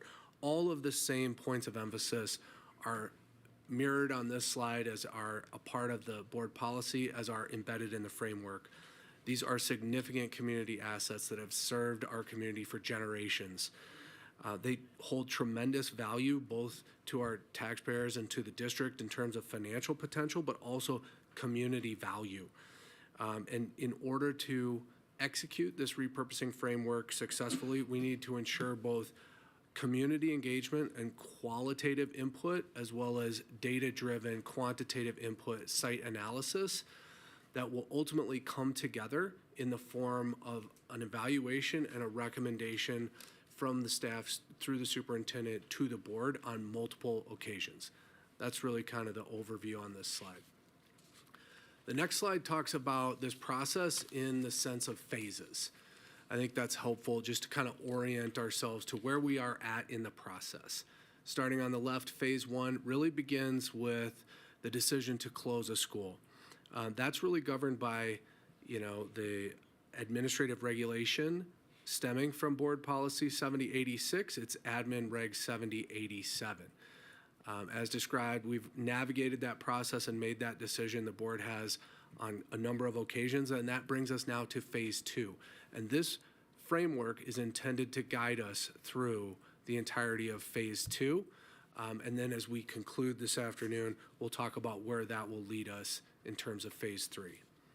So just diving into a little bit more detail on what is included in phase two. This is a little bit of a dense flow chart, but I'll start on the left-hand side. Phase one is off the page, right? Phase one has already occurred, and we, pending approval of this framework, will begin on the left-hand side with the analysis and action. And the analysis associated with this first step is really for staff to evaluate and make a recommendation to the board as to whether or not to pursue either of these options, either an internal reuse option or an external reuse option. That will include, and should this be approved, we would come back to you with analysis that includes detailed existing condition analysis, existing needs assessment across the district, and of course, some degree of an external potential evaluation so that we might weigh our options, so to speak, in service to a recommendation. These red dots that you see on the graphic indicate decision points at which the board will have an opportunity, be presented with our analysis, be presented with the recommendation, have an opportunity to engage openly and publicly, and help guide the process one step further. So just to further discuss this graphic, should we pass that milestone and, for simplicity's sake, go on the internal reuse pathway, you'll see on the graphic, the next step is community engagement.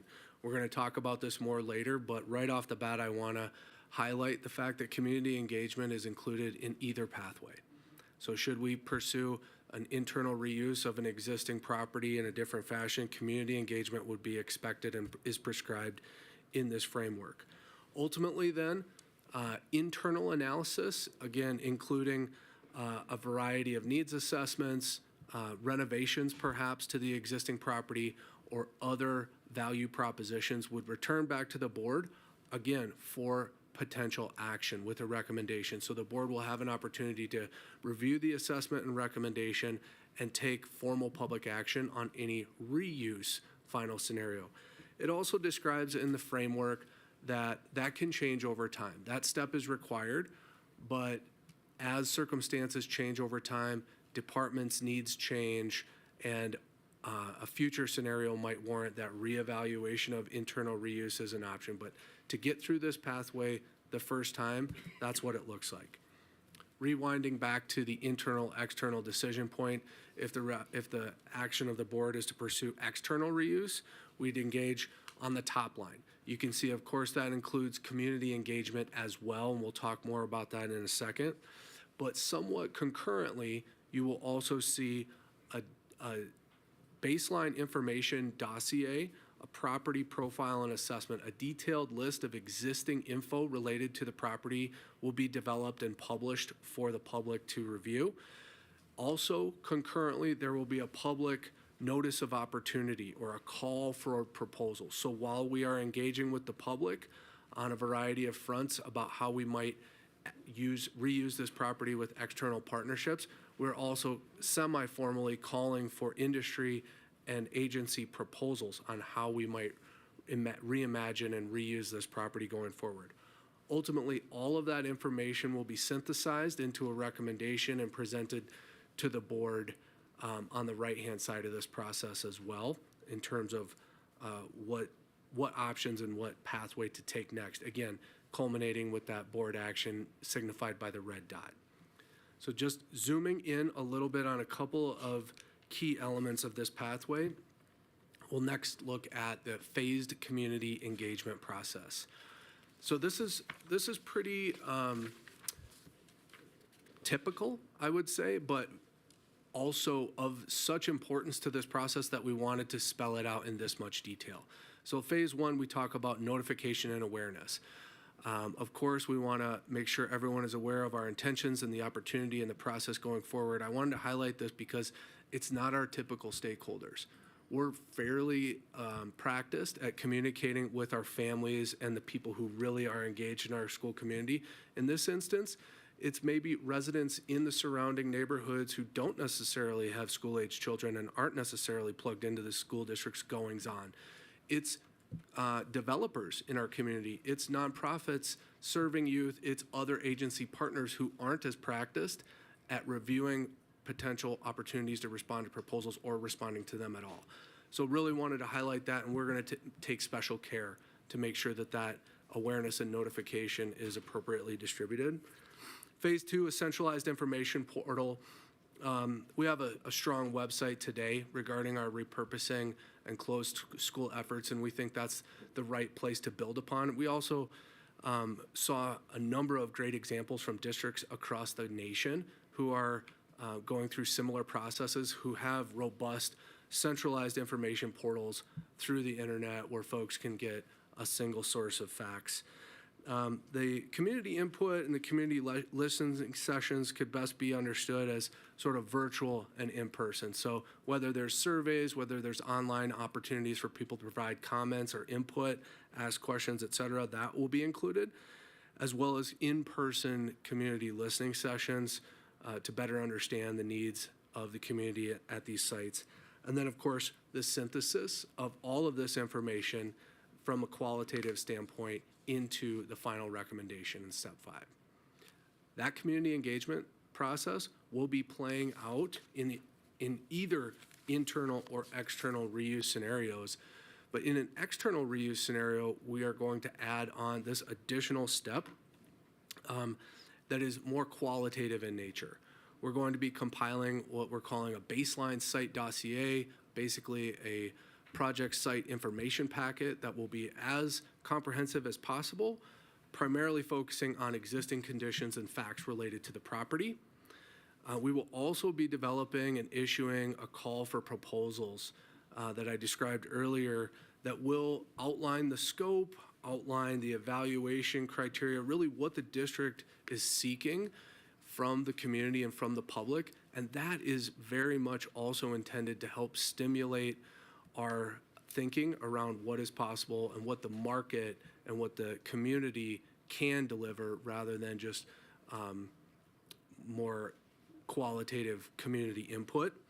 So that will be highly structured and issued somewhat as a typical RFP would. However, it would be non-binding in nature. So we'll be expecting proposals, we'll evaluate them, we'll score them, and we'll include that in our final report and recommendation. Again, all of this is in service to a final recommendation that is informed by community engagement, that is informed by site-based facts, and that is informed by community proposals, leading us to a recommendation that will take us into a legal framework. And so the state law prescribes rather narrowly the manner in which school districts in the state can transact or sell or lease our property. And that, depending on that outcome, that recommendation will take us over into the realm of our attorneys in the last couple of slides in this deck. Thank you so much. Hi, everyone. Deputy Chief General Counsel Kevin Pick. Thanks, Adam. So really the value and the lesson here in this final slide on the actual framework is really at the conclusion of this process, the final recommendation will be brought before the board for decision. If it's an internal reuse or if it's an external sale or repurposing, it always comes back to the board for a final decision. Final decision, if it's internal reuse, board action is required. External sale or repurposing, board action is required. Further study or just a temporary pause in decisions based on what's happening at the site, board decisions required. And so now from that, the final decision on if it's external sale or repurposing, that's really a jumping off point to where Nevada law takes over. So we talked about the what are we going to do, now we're going to talk about the how are we going to do it. And with this, I'm going to bring it back to slide 5 just to put this into perspective. Now, we have it as the legal process is phase 3 on the right-hand side here. And as Adam really well described, phase 1, we've already decided through the school consolidation process that we are about to have a vacant property. Phase 2 is what do we do with that vacant property? Phase 3, as I said, is exactly how do we get there to fully execute it so that our goal is fully accomplished. And I'll bring it back up here. Now this legal framework really only applies to external sales or repurposing when we do it, if we remember the top arrow. If it's internal sale or internal reuse or repurposing, then we already own the property. We don't need to do anything with it under Nevada law. So this really only takes place if it's external reuse or external resale. So I think we can see here that if the decision ultimately by the board is for a sale or lease to a private party, then NRS Chapter 393 takes over. It's a very involved chapter, has a very specific process that is required. There's 2 appraisals of the property, there's multiple board resolutions, and it ultimately culminates in an opening of bids at a public meeting and an opportunity for it even to receive oral bids at a public meeting. And then following that, there'll be a resolution. So if it's an external sale to a public agency or a lease to a public agency, you still have to do the appraisals. There'll be a board resolution. So there's multiple points of board action is required in this process too. But there's no public bidding in this. It's just, it actually rather comes back before the board with an agendized meeting that the public has noticed that, hey, this will be considered on this date. Come and object to the property or support the property or the decision. And then that's what's required under 277. The last one is if it's a conveyance to another public agency for a public purpose, it's an even shorter process that's involved. It's essentially just a contract negotiation at that point that would be authorized by the board. There'll be public meetings to then approve the contract, and then the parties execute a contract for that specific scenario. Now, we'll finish with the superintendent's recommendation here. You know, as Adam and Deputy Superintendent McMaster said, we really used other school districts as an inspiration, but I think we really built something from the ground floor here, and we really wanted a process that was transparent and fair, but also really a smart process to help not only staff, but the board make really informed decisions about what happens on these community properties. We're happy to answer any questions, but I'd just like to, again, thank the whole team who worked on this, Superintendent Ernst, Deputy Superintendent McMaster, Adam, Michelle Anderson, Tammy Zimmerman, Doug Owen, and Mark Mathers. So with that, happy to answer any questions. Thank you, Mr. Pick. Before we do that, JJ, do we have any public comment on items 3.03? I have no cards for this item. Okay, we'll close public comment, bring it back to the board. Any questions for staff? I do. Trustee Phoenix. Just real short and sweet, right to the point. Hey, thanks for doing thorough work. I know that the NRS guides us and you gave us those options, but also that you're including the community engagement, you know, the way that it's listed out, the way it's in the policy, way you referenced all that. Also explaining the evaluation process, the criteria process that you're looking at, that criteria evaluation process as you kind of roundabout went and didn't directly say it, but you kind of, you know, spelled it out for us right there. So I appreciate that, so that the public can really understand how we came to this decision and why are we making it. And I just want to tell you, thank you for that. I appreciate that thorough brief. Yeah, I echo those comments on community engagement too, to start that process early. We know how the rumor mill works in this community and in some of our neighborhoods, so lots of emphasis on that from my perspective. Vice President Woodley. Mr. President, I'm ready to make a motion. Okay, I'll take it. All right, I move that the Board of Trustees approves and adopts the reuse and disposition framework for closed schools as a standardized process to guide all future district decisions regarding the reuse, repurposing, partnership opportunities, or disposition of closed or decommissioned school facilities. Second. Okay, I got a motion from Vice President Woodley, a second from Clerk Hall on approving item 3.03 as stated. Any further discussion? Seeing none, all in favor, please signify by saying aye. Aye. Those opposed? Motion carries unanimously. Thank you, Mr. Searcy, and thank you, Mr. Pick.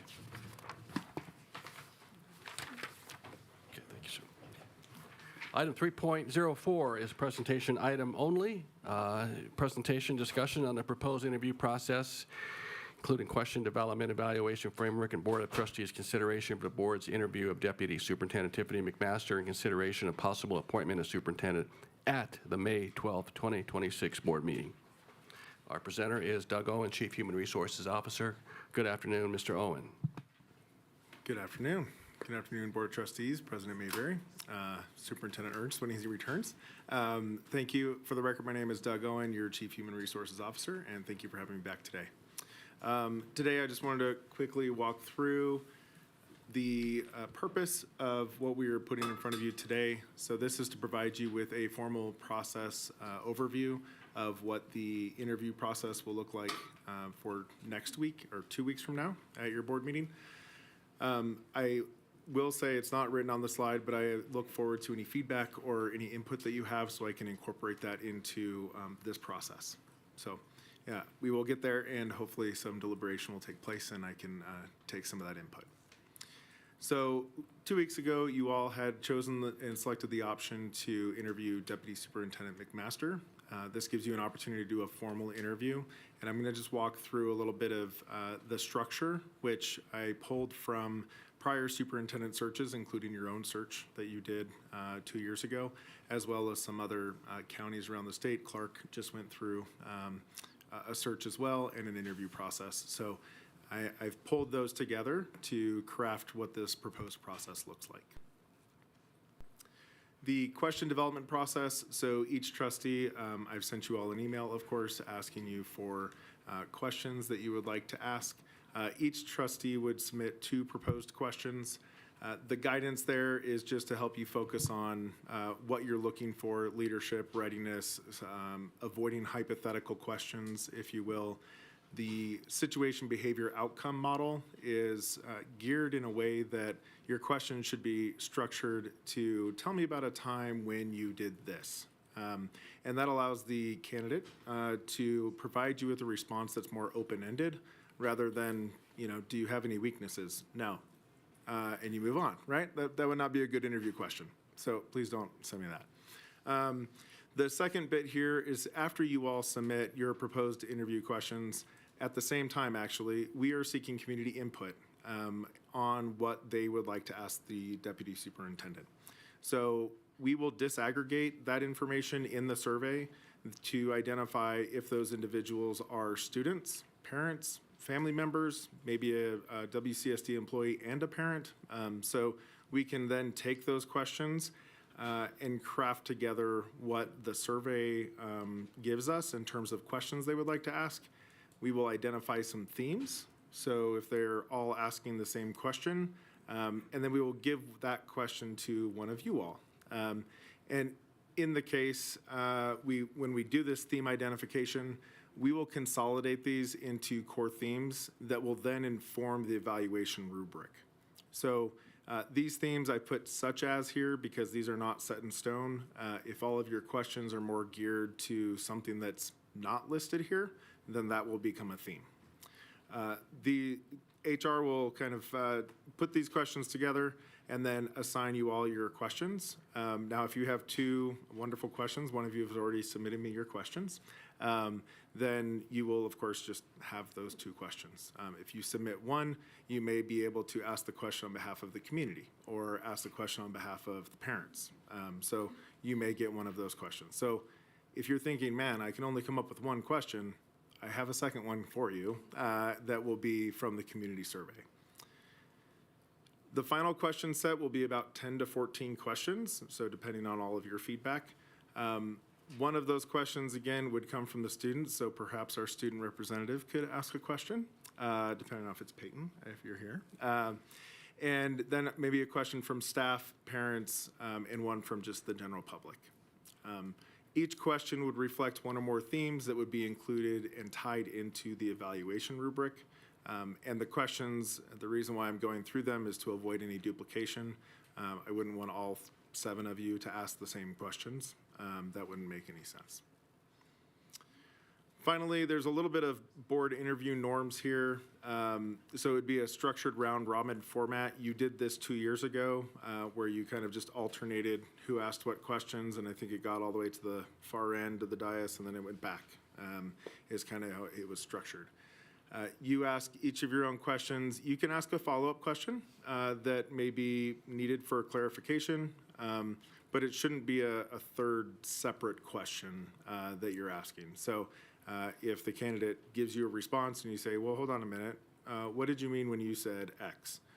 You can, of course, ask those types of follow-up questions. I would ask you to avoid potentially confidential or legally sensitive matters in your follow-up questions, right? Like what was the outcome of that pending litigation? We don't know that yet, so please avoid that. The candidate, of course, will be prepared and given the interview structure and the timing. The questions will be provided on a piece of paper so she has an opportunity to read through them. And then just general expectations for her. She will be able to provide an opening statement, and I'm actually going to switch to the next slide because I duplicated these slides a little bit. We'll be able to give a candidate opening statement that should last approximately 5 to 10 minutes. Your questions, if they last 3 to 5 minutes, would only take 50 minutes. If it goes longer, you will be going longer. So that's why we don't have 21 questions on the docket. And then the candidate closing statement, of course. A general question will be asked by President Mayberry. Anything else you would like to add or a concluding statement for your interview. After which you all get to deliberate and discuss what your path forward will be. So there is an evaluation framework. Again, these evaluation criteria are subject to change based on your actual questions. These are some of the themes that have been used in other superintendent hiring processes, so I just included them here for your awareness and for you to consider as you're trying to craft your questions. And then finally, after you conduct your interview and you have your deliberations, you will be presented with an option to either proceed with an appointment, request additional information, or defer your decision. And then you could potentially direct us to do a search at the end of the day. So the intent here and this interview process is to help you gather the information you need to make an informed decision. It is not an opportunity, I would say, to ask 100 questions. That's not the intent. We want you to get to what you're trying to evaluate. And that just brings you back to the board agenda and title. I would, again, implore you to, if you have any discussion topics or any input, I would gladly accept that now so that I can inform the process and inform the questions that we're developing.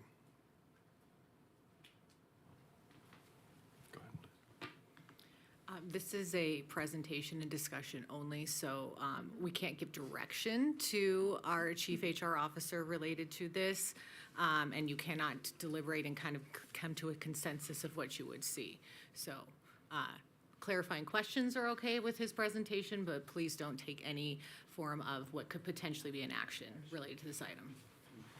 Yeah, comment from my perspective. This is really, this process is really no different than what we've done twice in the last 4 years, only with multiple candidates. The only difference here, I think, is we're adding some community input from staff, from the community. So I think that's important. And we heard a lot about, at the last meeting, transparency about the process. So that's one reason why we're having this discussion, so everybody sees this is a transparent process. So thank you for your presentation. Any clarifying questions, as the General Counsel pointed out to Mr. Owen? Okay. We're in good shape. Thank you, sir. Okay. Thank Take you. the rest of the day off. Yeah, fair enough. I think that's your. Mr. President, if I may, Mr. President, point of order. Mr. President. Yeah, I'm sorry. Go ahead. I would just wanted to request of you if we could go to the next action items. I know we have some board members that have to leave. Yeah. And I know the next item is a discussion only. Thank you. Okay. We've had some folks waiting too, honestly. I'm gonna just, if I may, Vice President Woodley, I'm gonna stay the course with 3.05, because I know we've had some folks that have been waiting here for that, and I'm still here. I don't need to leave in another 40 minutes, so I think if we can, we're gonna go ahead and pursue with the agenda. As is. So 3.05 is a presentation and discussion on the middle school and high school international baccalaureate programs. Presenter is Chris Hackbush, Chief of Secondary Academics, and I will allow him to introduce all the presenters.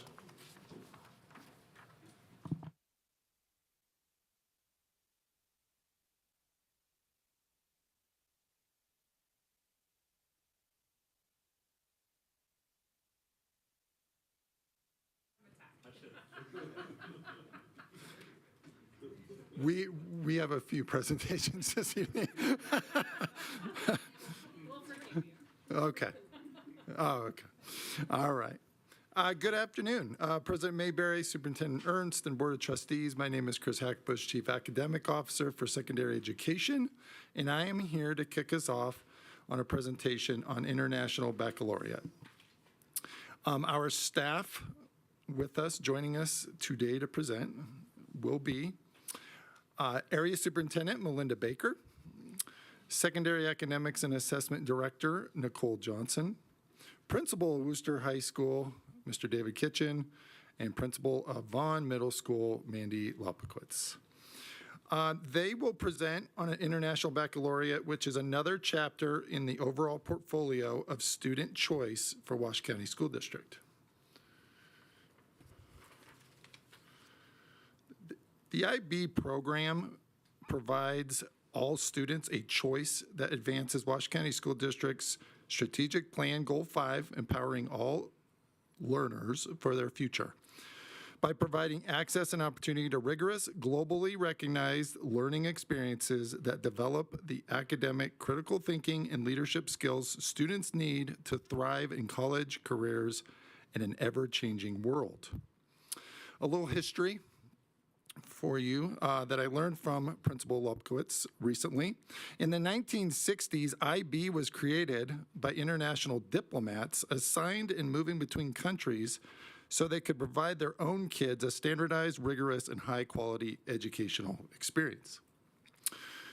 Fun fact, you may notice through this presentation a European flair with some of the spelling of certain words on this presentation, like program with an extra M and E, maths versus math, and analyze with an S instead of a Z.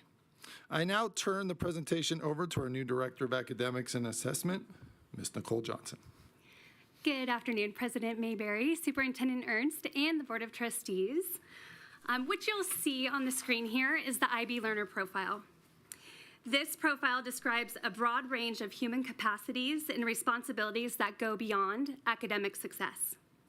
They imply a commitment to help all members of the school community to learn to respect themselves, others, and the world around them.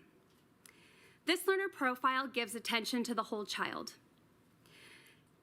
It focuses on having a balanced focus on academics, social and emotional learning, and physical well-being, and is internationally and globally minded.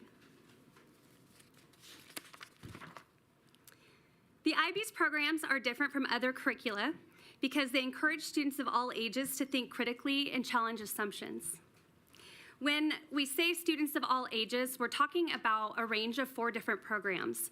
So the IB actually has a program called the Primary Years Program that starts with the age of 3 to the age of 12. In our district, we don't currently offer that program, but we do offer the next 3 programs that I'll discuss. The Middle Years Program is for ages 11 to 16. The Diploma Program is for ages 16 to 19, so we're talking about our juniors and our seniors. And then the career-related program also for juniors and seniors ages 16 to 19. One of the highlighted characteristics on this slide pays attention to incorporating quality practice from research. And you'll hear a little bit more about that throughout this presentation, exactly what that means. Another key characteristic is that the IB develops multilingual students.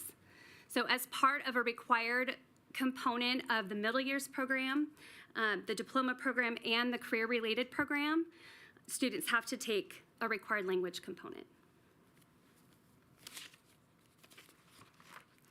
So on to college and career readiness. So average credit attainment across U.S. colleges and universities is between 18 and 30 credits, but every college and university is a bit different on that. For example, at UNR, they grant credit for IB higher level exam scores of 4s or higher and grant some course equivalency for that. UNR also grants credit for IB standard level exam scores of 5 or higher for 25 different electives, 4 different languages, and Physics 100. But when we look at another local college, TMCC, they're just a little bit different. So TMCC takes up to 24 units for exams that are passed through IB, and those have to have a minimum score of 4 or higher. What's different than UNR is TMCC does not grant any credit for standard level examinations. So that's just an example for you locally on the differences. As of March of 2026, there's over 8,000 programs that are offered across 6,100 schools and in 160 countries. In the United States, there's almost 1,900 IB schools. And when we look at some similar districts of our size, so kind of lower end, a little bit of higher end, about 57,000 to 68,000, every single district has an IB program, some having multiple programs in high school. And when I say program, I'm talking about the diploma program specifically.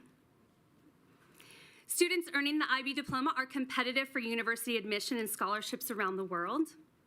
And example acceptance rates when we look at our top 25 U.S. universities, starting with our recent NCAA March Madness men's basketball champions, the University of Michigan. So they have a 70.8 rate of acceptance for students who completed an IB diploma program. And that's in comparison to 28.6% general acceptance. So I think that's a pretty large difference there. Also, another large difference would be looking at acceptance rates at the University of Chicago. So 60.3% of students who complete an IB diploma program are accepted versus 7.9% general. So there's definitely some vast differences. And when we look at Worcester High School graduates over the last 2 years, we've had students go off to Princeton. Multiple students were accepted at Stanford, UC San Diego, UCLA, University of San Diego, Cal Poly, UC Berkeley. The list goes on and even further beyond 2 to 3 years. We're talking about Dartmouth, Georgetown, George Mason University, USC. So this program is incredible for a college preparatory program. So International Baccalaureate is here in our district at Worcester High School and Vaughn Middle School. We have a diploma program that was authorized in 1997 at Worcester. We have a career-related program also authorized at Worcester in 2014. And middle years program is actually, it happens at both sites, authorized in 2016. And I will turn this over to Ms. Melinda Baker. Good afternoon, President Mayberry, Superintendent Ernst, and esteemed Board of Trustees. I am Melinda Baker, the very proud area superintendent who gets to support and serve both of our IB schools. We are very, very fortunate to have two highly skilled leaders at both of our schools. Principal David Kitchen actually served for 4 years at IB World School American School Foundation in Mexico City. Before joining us here in Washoe County School District. He's had a couple of roles here, but most recently he's been our principal at Worcester High School for the last 3 years. And then Principal Mandy Lapkowitz served for 10 years as the IB head of school for Rory Martin Middle School, which is in Clark County. So significant time spent there. And then 6 years here in our district as the principal at Vaughn Middle School. And then Principal Lapkowitz is also an IB certified evaluation leader, an IB certified consultant, and an IB certified workshop leader. So between the two of them, we have a powerhouse of expertise. So what they are going to do is they're going to provide you an overview of what IB looks like within Washoe County School District, which is accessible by all of our learners here in the district. So go for it. Thank you. President Mayberry, Superintendent Ernst, members of the board. My name is David Kitchen. I'm the principal, very proud principal at Worcester High School, so thank you for the opportunity to share this evening. I have to shout out, we have a few of our teachers and coordinators who've been sticking around to support us, so thank you guys. Appreciate it. Some of you know this. I actually, before I started at Worcester, served for 3 years at TMCC High School as the principal. And I loved serving there. It's another legacy, just really advanced academic program in our district. The first high school in our district to offer dual credit. I bring that up because I really believe in dual credit in Washoe County School District, and I also really love and believe in IB. And I think one of the beauties of our district is students have choice when they have opportunities to participate in these different programs. I want to mention when Nicole was talking about quality practice from research, translating that to Washoe County School District speak, we're talking about quality research-based Tier 1 instruction. In my 3 years at Worcester High School, I have really seen, even before my time, how the two schools, Worcester and Vaughn, have helped lead the way and been early adopters with some of the innovative programs that we offer in our district. Just some examples, both schools are consistent with interdisciplinary units. We have standardized grading that utilizes rubrics, and our grade books are also aligned with those standards. Multiple opportunities for students to demonstrate mastery when they take courses, early adopters of implementing teacher clarity, and then the only secondary program right now in Northern Nevada that actually offers bilingual education. Speaking first about our IB diploma program, this is the program that's been around the longest. We're getting ready to celebrate our 30th anniversary next year. And the IB diploma program, when people in the community think IB at Worcester, this is generally what they think about. They think about the diploma program. Only for juniors and seniors. Students select to be in the diploma program, so it is a smaller subset of our larger student body. We have students that we encourage who've kind of come up in-house to be in the program, and then students who choose to attend Worcester who are zoned for other schools who participate in the diploma program. To be in the diploma program, you're completing 6 academic subject groups over the course of 2 years. 3 of those courses are completed at the higher level, at least 3 of them, and then 3 of them can be completed at the standard level. And then in addition, you complete the diploma program core, which is theory of knowledge, the extended essay, and creativity, activity, and service. One of the things that sets the diploma program apart are assessment practices. And speaking specifically between IB and AP, there's some pretty significant differences. Really, the IB diploma courses emphasize, once again, multiple opportunities for students to demonstrate mastery, so it's not just one test at the end. Students do an internal assessment component, which they complete in class. It's graded by the teacher. This could be an extended project or an essay or a lab activity. And then those are graded, moderated, and sampled by the IB, so to make sure our teachers are grading legit. And then in addition to the internal assessment, we have external assessments. These are the classic IB exams that you take at the end of a course, so we're getting ready to start them actually this week. Those are multiple exams for each course, 2 to 3 typically. They are open-ended papers, not multiple choice, where students respond to open-ended questions, and then those exams are sent off to IB examiners who grade them, and then that combines with their internal assessment to give them the score for the course. Wanted to highlight some of our Worcester course offerings that we currently offer. So you can see the different subject groups. I'm not going to read them all. We have Group 1, which is Studies in Language and Literature. Group 2, which is Language Acquisition. Group 3, which is Individuals and Societies. I do want to highlight specifically Spanish Literature, which is in Group 1. We are in the 5th year of offering this course, and this is a university-level literary analysis course where students are reading novels, reading poetry, writing essays, and this is a course that is fully implemented in Spanish. So imagine you're in Mexico City, going to a university, taking a course in literature. That's this course, right? I highlight it because this was really the beginning of us expanding at Worcester High School bilingual opportunities for our students. So we now have many opportunities in grades 9 and 10 for students to take core academic subjects in Spanish, with the idea that more students would be prepared for the Spanish literature course, and ultimately that we are graduating students who are not just have spoken bilingual fluency, but are fully biliterate and ready to go out into the workforce fully biliterate in English and Spanish. Groups 4, 5, and 6 are the sciences, mathematics, and then the arts. Students are allowed to pick a second course from groups 1 through 5 instead of doing a course from group 6. And then finally, we have the IB Core. Theory of Knowledge is a course that takes place over 3 semesters that digs deep into how we know what we know. The extended essay is kind of like a mini thesis project, so students independently come up with a research question, conduct that research. It culminates with a paper that's usually about 4,000 words. Students present on their research. So just one of those pieces of the program that really, really prepares students for that university experience.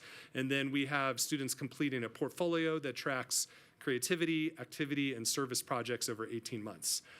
Before I go on, I want to mention that we have many students at Worcester who choose to participate in a variety of these courses and not fully be in the IB diploma program.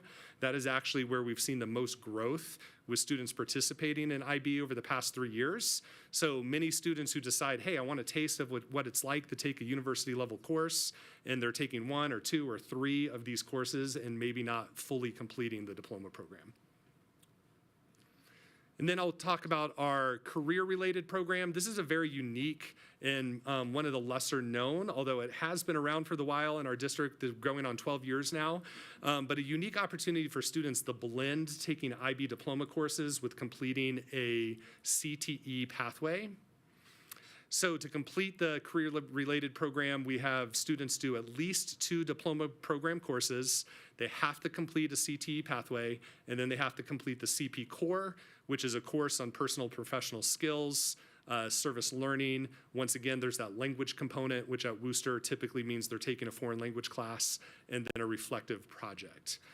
So once again, really just unique opportunity for students who want to take diploma courses and then blend that with one of our amazing CTE pathways at our school.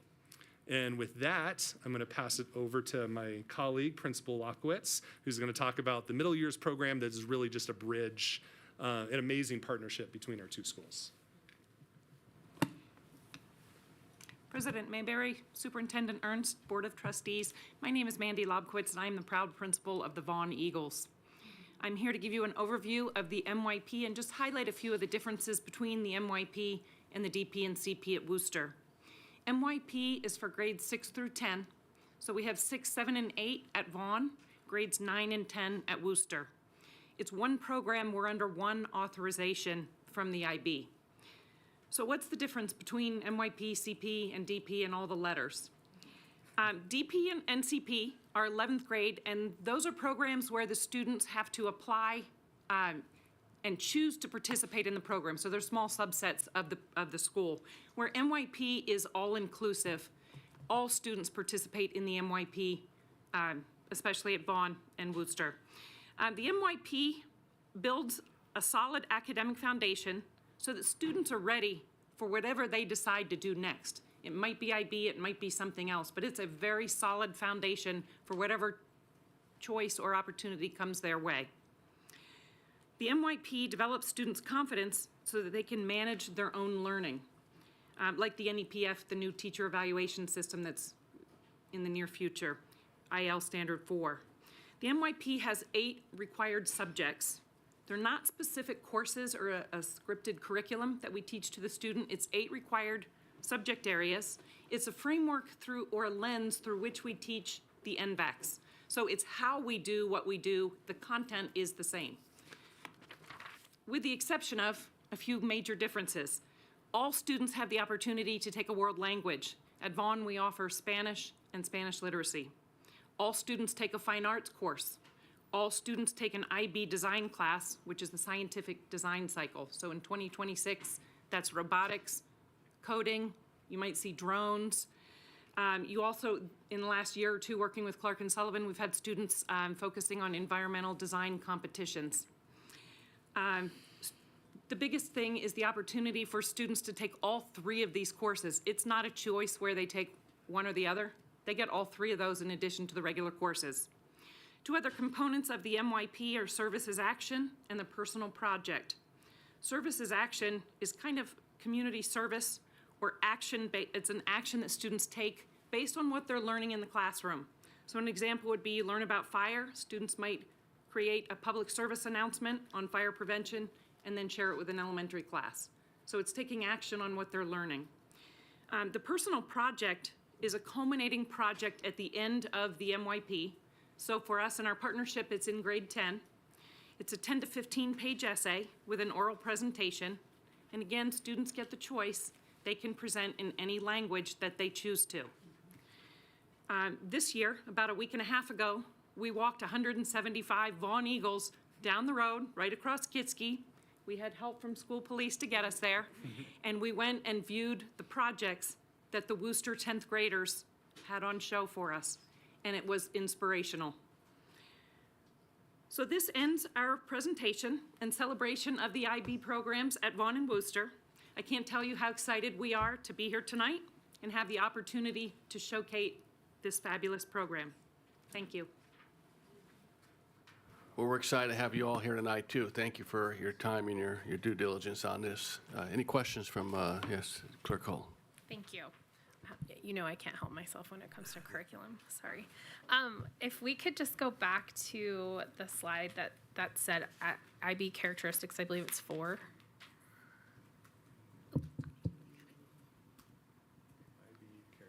That one, yes, thank you. Well, this isn't entirely a question. I just want to call this out that I think it's amazing that these are the ideas that drive the instruction, but I also just want to call out that this should drive all of our instruction in the entire district, and it shouldn't say that it's different. Like, I just want to call that out because we should be encouraging all of our students to think critically. We should absolutely be developing multilingual students. And I know that we have an item to approve new curriculum for that next. So I love that.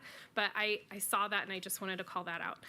My question for you is, I know that the numbers have gone down a bit, and I know you all provided some numbers for us, and I really appreciate the addition of the students who take a class or two, because I think that's an incredibly important piece, that maybe not all kids feel that they can handle the full program, but they have access to the program. So my question for you is, it looks like you two have an incredible communication process and you work really hard at building this program. So what are we doing as a district to encourage more students to come to this program and take a class or two or more, as in do the whole program? I think what it starts with is awareness. And so that's part of why we're here today, is we want to get the word out on the amazing advanced opportunities that we have in our district and really market to our school of choice. We want our families, our kids, to have the best possible opportunities that will allow them to access all the way through an international potential, if that's what's on their plan for their life.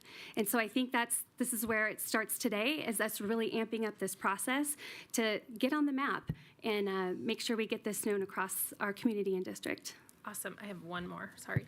I believe I heard that we're looking into offering ASL as well at Vaughn, so hopefully trying. On my bucket list.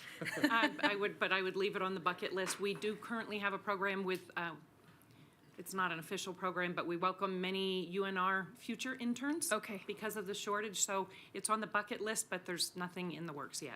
Okay, I will do a shameless brag of how important I think it is for us to offer a language like ASL. My son is a high-functioning on the spectrum child who's genius, but doing a world language for him is incredibly difficult.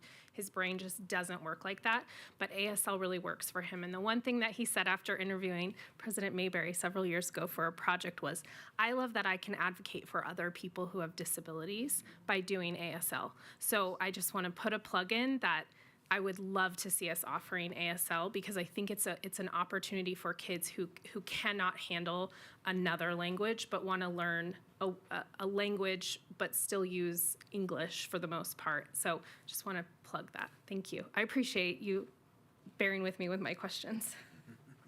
And I will still come visit, I promise. Please. I did get your email, I promise. Can I add, we are adding after-school clubs, and we've hired additional signing staff members this year to be there for next year. So we're moving forward. We just don't have the full 5 years yet for language. Awesome. Thank you. Thank you, Clerk Hall. Trustee Phoenix. Just a quick question there. Oh, first of all, thank you for all the hard work you're doing. Demonstrated in a very detailed brief. Again, that's 2 in a row, very detailed brief answers all your questions. You don't have too many. The only one that I had was on your outcome data, how many graduation rates, college credits, things like that. The outcome, just to demonstrate your work. Do you have any of that handy? And if you don't, just in the future, it'd be awesome to see. So you can just, obviously, you're just demonstrating what you're actually doing. And, when people see that, they're beyond doubt, here we go. What else do you want to read? Right. Yeah. We don't have specific outcome data prepared for tonight other than what Nicole shared, which is just seeing our students applying to some top universities around not just the country, but the world. And feedback, I'll tell you anecdotally that we hear from the Honors College at UNR, where we have often our diploma students who stay here and go to UNR, that those are just some of the most well-prepared students for that program at UNR. But that's something we could look at getting you some more data in the future. Oh, no, thank you very much. Yeah. We'll hear from Trustee Westlake, and then if there's no other questions, we will take a break. Go ahead, Trustee Westlake. Thank you, President Mayberry. So bouncing off of what Trustee Phoenix just said, and I can't quote the studies, but I know I've read numerous studies, just to develop multilingual students. There's so many studies out there showing that children that have at least immersed themselves a little bit in another language, they genuinely do better scoring, participating in classwork, just higher. It opens up windows to learn another language. So I think the program having the multilingual aspect to it is going to lend itself to the kids that are doing that to be doing better. And also learning another language, it just makes a more empathetic human being towards others that are different, because you're not just learning the language, you also immerse yourself in a different culture and learn about that culture. So my hat's off to you guys. I think this is wonderful. Thank you. Very good. Thank you. Thank you all. Thank you for spending your afternoon with us. We really appreciate hearing about the programs. It's really enlightening. Thank you for all you're doing for our students and families. Thank you. Okay, folks. We're going to take a bit of a break, about 10, 15 minutes, and then we will return, and Vice President Woodley will preside over the rest of the meeting.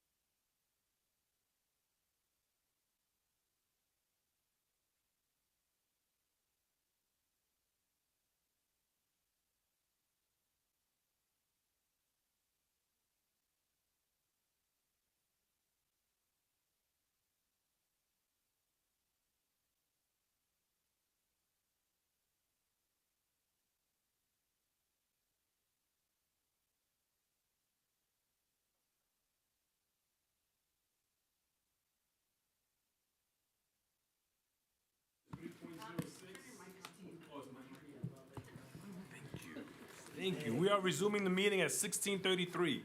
Thank you. All right, next item on the agenda is 3.06, presentation, discussion, and possible action to approve the award request for proposal number 60P-10-26-MS, World Language Instructional Materials Adoption to Carnegie Learning, Lingo Language Labs Incorporated, Vista Higher Learning, and Wayside Publishing for a term of 7 years, beginning July 1st of 2026. The presenters today before us is Nicole Johnson and Kendra Fox. Welcome. Thank you. Good afternoon, Vice President Woodley, Superintendent Ernst, and our Board of Trustees. I'm Nicole Johnson. I am the Director of Secondary Academics and Assessment. Today, I'm seeking approval to adopt and purchase materials that support instruction in Chinese, French, German, Spanish, Spanish for heritage speakers, advanced placement language and culture for French, German, and Spanish, advanced placement Spanish literature and culture, and international baccalaureate Chinese and Spanish. This process is consistent with Board Policy 6160. We started this adoption process in the fall of 2025. A request for proposal for world language instructional materials was issued on October 30th of 2025. A committee was selected and trained October through December of 2025, and stakeholder groups reviewed materials from January 12th through February 15th of 2026. From that process, there were 6 materials for consideration for us to use. A meeting was held in February to compare evidence from the review, where committee members looked at the depth of standards, scope and sequence, alignment to curriculum framework, organization of materials, teacher and student supports, and how usable and engaging the materials were. Programs were sent to public comment for 3 weeks in February for all stakeholders. Teachers field tested the materials and solicited student input during that time as well. A meeting was then held in March to review all new evidence, and the committee chose the program from Lingo Language Labs for French, German, and Spanish, Vista Higher Learning for middle school Spanish, Carnegie Learning for Chinese, and Wayside Publishing for AP Spanish Literature. So when we looked at some of the student comments, middle school students liked that the Vista program was easy to use and had relevant graphics and relevant content. High school students overwhelmingly chose Lingo for French, German, and Spanish. And it's always fun to look at the comments. So just to give you a range of some of the comments, high school students commented, "It's fire." It was low-key pretty aight. And then other comments were, "It was good," and gave good examples on how to do whatever the assignment asked. Another student said, "Pretty good. Good user interface. Activities were good." And another student said, "The articles are just challenging enough, but not too easy, and it teaches you some valuable insights. It's a lot more fun than the other program." Oh, all right, we'll take it. The funding for this purchase, if approved, would be from the general funds. The next steps, should funding be approved, would be to purchase the materials, work on internal curriculum and pacing guides, and provide training for teachers and administrators. And I just want to point out again, Miss Ellen Badger has been hard at work this season with instructional materials review. So I would sincerely want to thank her as our instructional materials specialist as she organizes this entire process. And this time it was in conjunction with Melissa Carson, who is our world language specialist. And so between the two of them and our entire committee, their dedication and time throughout this process really is in excess of 40 hours. And I truly want to thank all of those educators for trying to find our kids the best materials for world languages. And today, I just want to thank you for your consideration to adopt and purchase the materials today. Awesome, thank you very much. Do I have any board members have any comments or questions? I have a curiosity question. So the students that are chosen, how do you identify the students? So as far as the field testing, so traditionally it comes from the teachers who are on the committee. And so they will agree then to take the materials back to field test. That's most often how the materials get into different hands across the district. You're welcome. Thank you. I'm curious what schools we're offering Chinese, French, and German at. Great question. So as far as Chinese, we have one Chinese teacher at Worcester, who we just heard from. French is offered across a few different schools. Most of our high schools, yes, coming to mind right out the gate is Reed and Sparks High School. I know we have a couple more programs, just not off the top of my head. That's okay if you don't know all of them. I'm just curious. Yes, and German, I'd have to double check on that. McQueen, thank you. McQueen. Okay. All right. Thank you. You're I welcome. think that's it. I would just add that Debbie Smith is adding a Chinese program next year also. That's fantastic. Thank you. JG, do we have any public comment? I have no cards for this item. All right. Have any other questions or comments? If not, then I am looking for a motion, please. I would love to make the motion. Seeing that foreign language is so important for our kids. I mean, it's just absolutely an important aspect. Oh, here we go. I move that the Board of Trustees approves the request for proposal, RFP 60-P-10-26-MS World Language Instructional Materials Adoption to Carnegie Learning, Chinese, Linko Language Labs Incorporated, French, German, and Spanish, Vista Higher Learning, Middle School Spanish, and Wayside Publishing, AP Spanish Literature for a term of 7 years beginning July 1st, 2026 and ending June 30th, 2033 for the approximate amount of $2,925,000. Thank you. And I'll second. Thank you. We have a first and a second. All those in favor signify by saying aye. Aye. Aye. Any opposed? Passes unanimously. Thank you. Thank you all so much. I'll just stay seated if that's okay. I'm here again. Yes. Yes. Okay, the next item on the agenda is 3.0. Yes, happy to be here. Yes. There you go. 3.07, this is a presentation, discussion, and possible action for the board to approve, modify, or deny the restart of Encompass Academy Charter School under a new charter contract with increased monitoring by Washoe County School District staff to include site visits twice per year, once in the fall and once in the spring, and for Encompass Academy to follow all recommendations in the educational consultant's recommendations. Thank you, Ms. Johnson, and we have Kendra Fox is already here, and Rochelle Proctor, and Mr. Hackbush, I think, is back there somewhere. Thank you. Somewhere. Good afternoon, Vice President Woodley, Superintendent Ertz, and who's remaining of the trustees this evening? Just a few. So we're here to share with you the review and recharter process for Encompass Academy. So what brought us to this juncture, of course, is grounded in the legal requirement of NRS 388A, .300 and SB 460.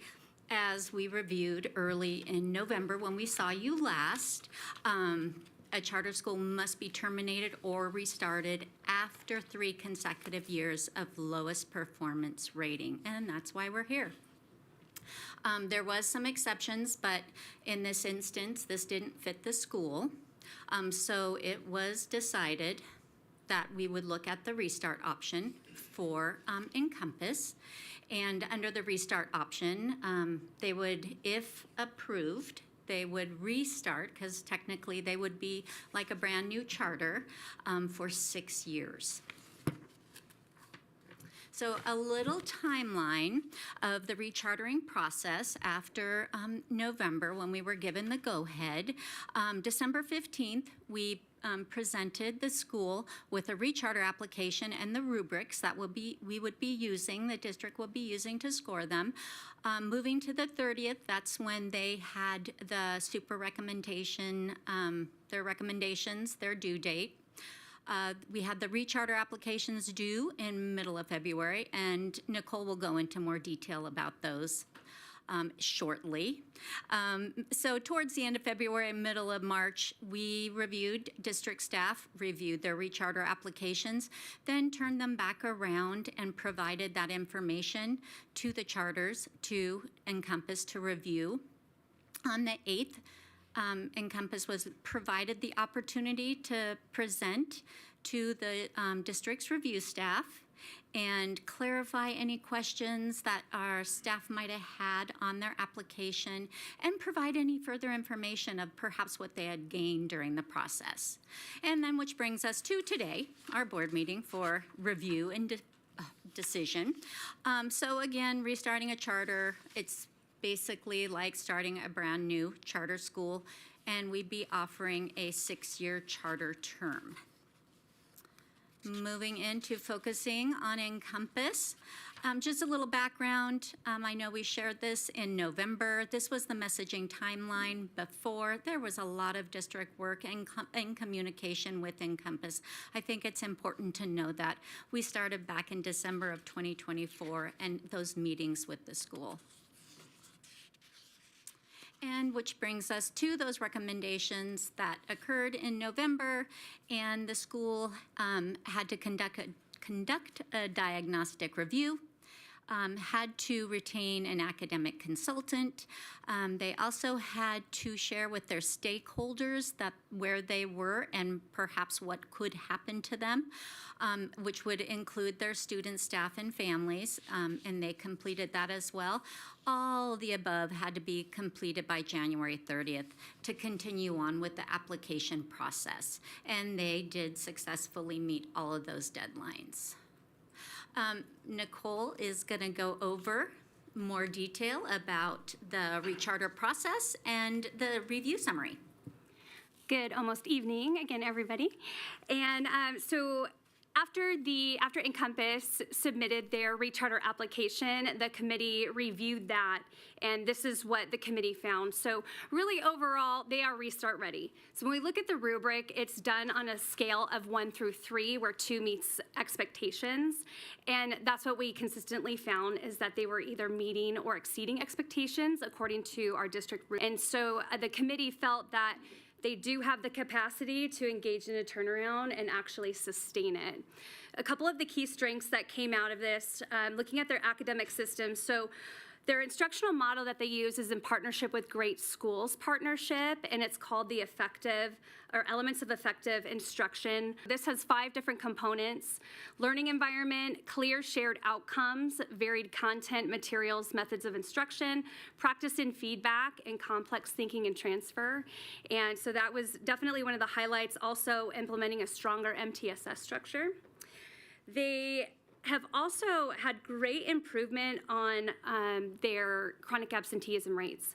So when we looked at their data from 22-23, they had a 72% chronic absenteeism rate, which then dropped the next year to 49%, bringing them up to last year down to 36%.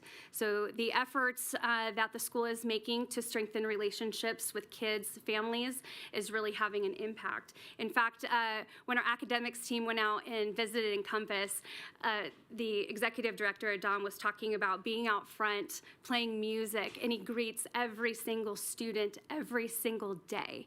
And clearly that goes a long way. In addition, they have found that focusing on the cohort at the 9th grade level has shown increased retainment. And so because they're seeing more kids stay with them, that's now giving them a better projection with their finances. So when you can project that your kids are going to stay with you and you have that per pupil expenditure coming your way, you're going to be more financially stable. And so that's another key strength that came out of the review. So on to some areas for improvement. So when our committee looked at what their recharter application was tending to, we're just looking for maybe some more specific pieces. So how exactly are the elements of effective instruction going to produce outcomes? Some of the instructional strategies might have been taken a little bit too vague. However, there is a plan there. We're just looking for more direct line of how that would tie to an outcome.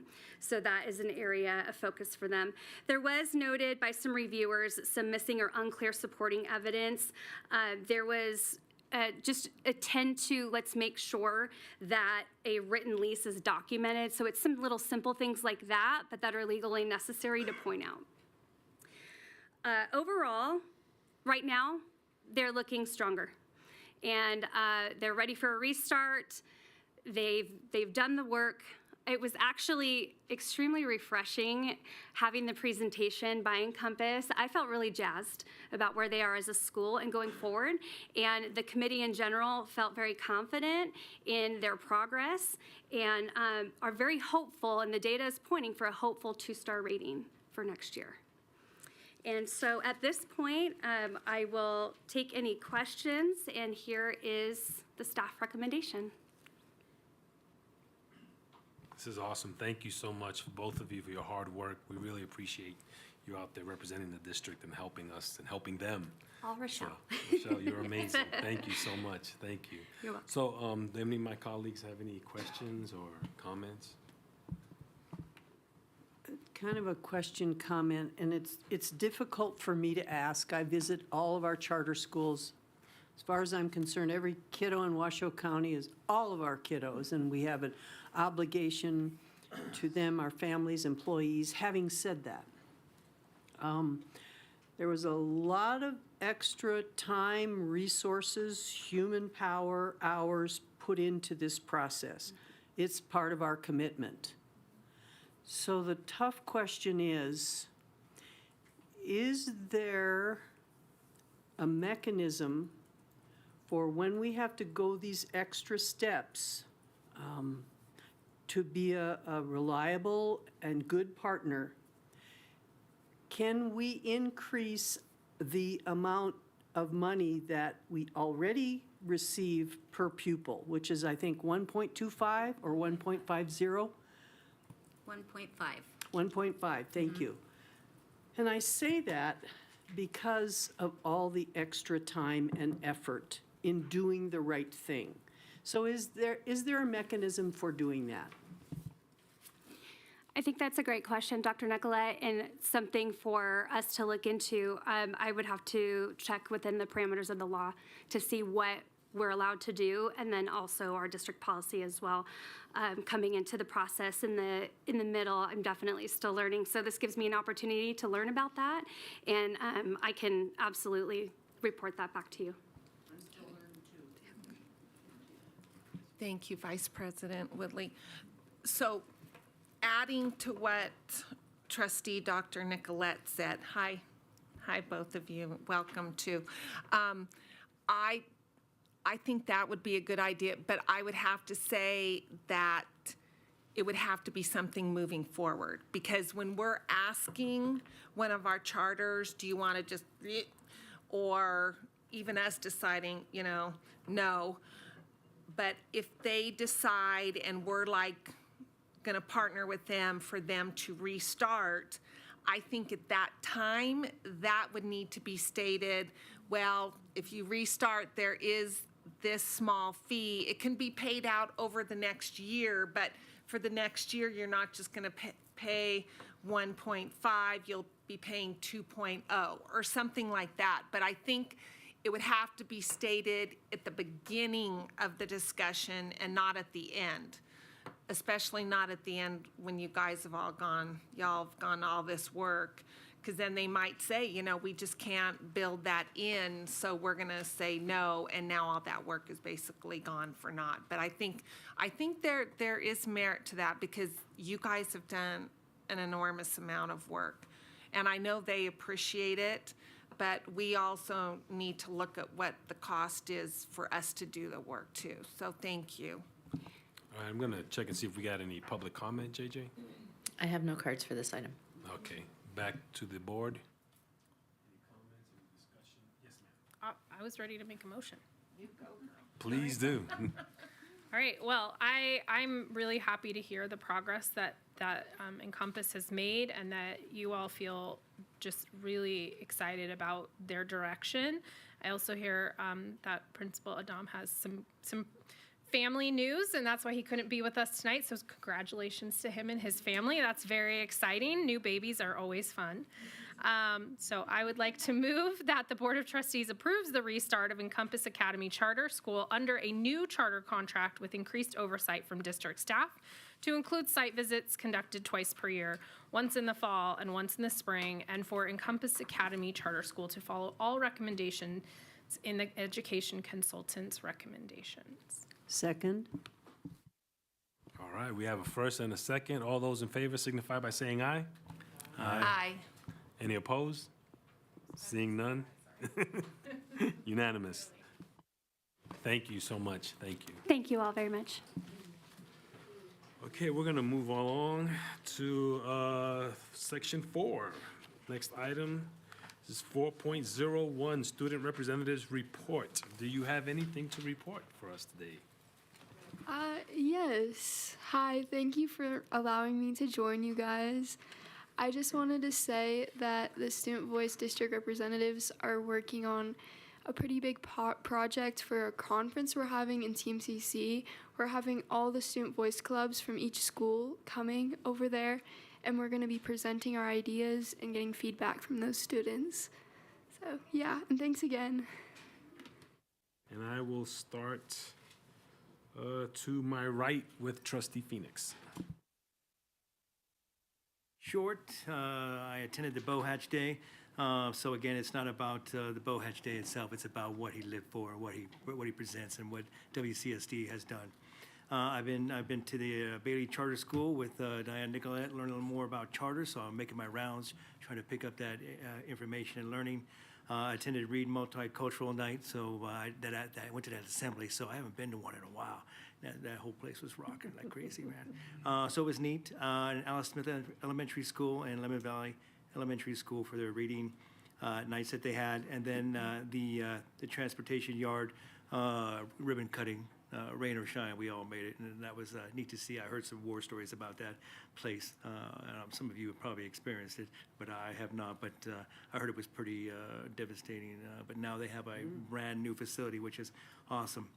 And then I went to the WCSD Transition Academy. Have you ever been to that one yet? If you stop by and see what's going on there, they're taking the students that need some extra help to make it in the real world out there and get them ready for life. And I was amazed to see that we have a 70% rate higher than what is required at the state level. So here in Reno, Nevada, we are kicking some behind doing that.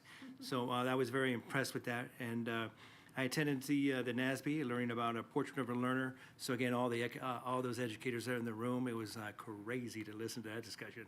But there was a lot said there, and there was a lot to really think about. And lastly, this was further back. I went to the WCSD, the cadet program Spaghetti Feed, and they met their mark.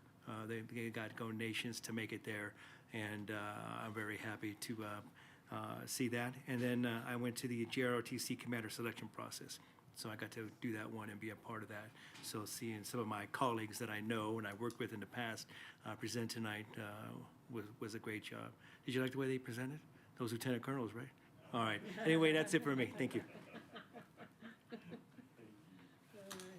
Dr. Dye? I participated in the Marcy Hers Passion Project and Judge 12 projects. It was so overwhelming. Those kiddos worked so hard. Once again, I will say the future is in good hands. Two projects in particular, very different from each other. Two young gentlemen, they're building guzzler stations. Had no idea what those are, and basically they're working with the Nevada Department of Wildlife. They build these structures kind of in the middle of nowhere so that animals can have a place to drink. And there's a certain process by where they build them so that they stay clean and they don't freeze, and it was just wonderful, and they were just so cool. And then there was a young lady who her project was to build awareness of I'm sure this will be new to everyone, the CTNNB1 syndrome and its current research. And it stems from a child that she's known for several years, And she wants people to be aware that this syndrome is out there, and basically, it's a gene mutation, and she taught me all this, I had no idea before this, a gene mutation resulting in developmental delays and mobility challenges. And typically, I learned a new term, it's de novo, which means that it's random and not inherited. Yeah, this whole thing. Next year, you got to do this. So, JROTC and our graduation's coming up. I just want you to know I call this the clapping and cheering season, and we have entered into it. I attended the Nevada Promise Scholar Mentor Lunch. I have a fabulous mentee, and there are currently 700 students in the Nevada Promise Scholarship Program. There's 350 mentors. These mentees have contributed 15,000 clock hours of community service. It's part of the gig that they have to do for the scholarship. And just so you know, they need mentors, and I think each one of you would be absolutely fabulous. So give it a consideration. I facilitated a panel of early childhood experts for an early childhood research symposium. Tina Springmeyer was one of the three, and she made us very proud. She truly is an expert. Thank you very much. All right, and I'll go next. I don't have much. Last week I attended a 2-day meeting for the NIAA. I'll have an update for the fellow board members. And then the second item I have is, I believe tomorrow is the deadline for our questions. Yes. To Doug. Just wanted to remind you guys because I forgot. So, thank you. I do have a couple of pictures. That's just my header, so I remember what date I'm on, that's all.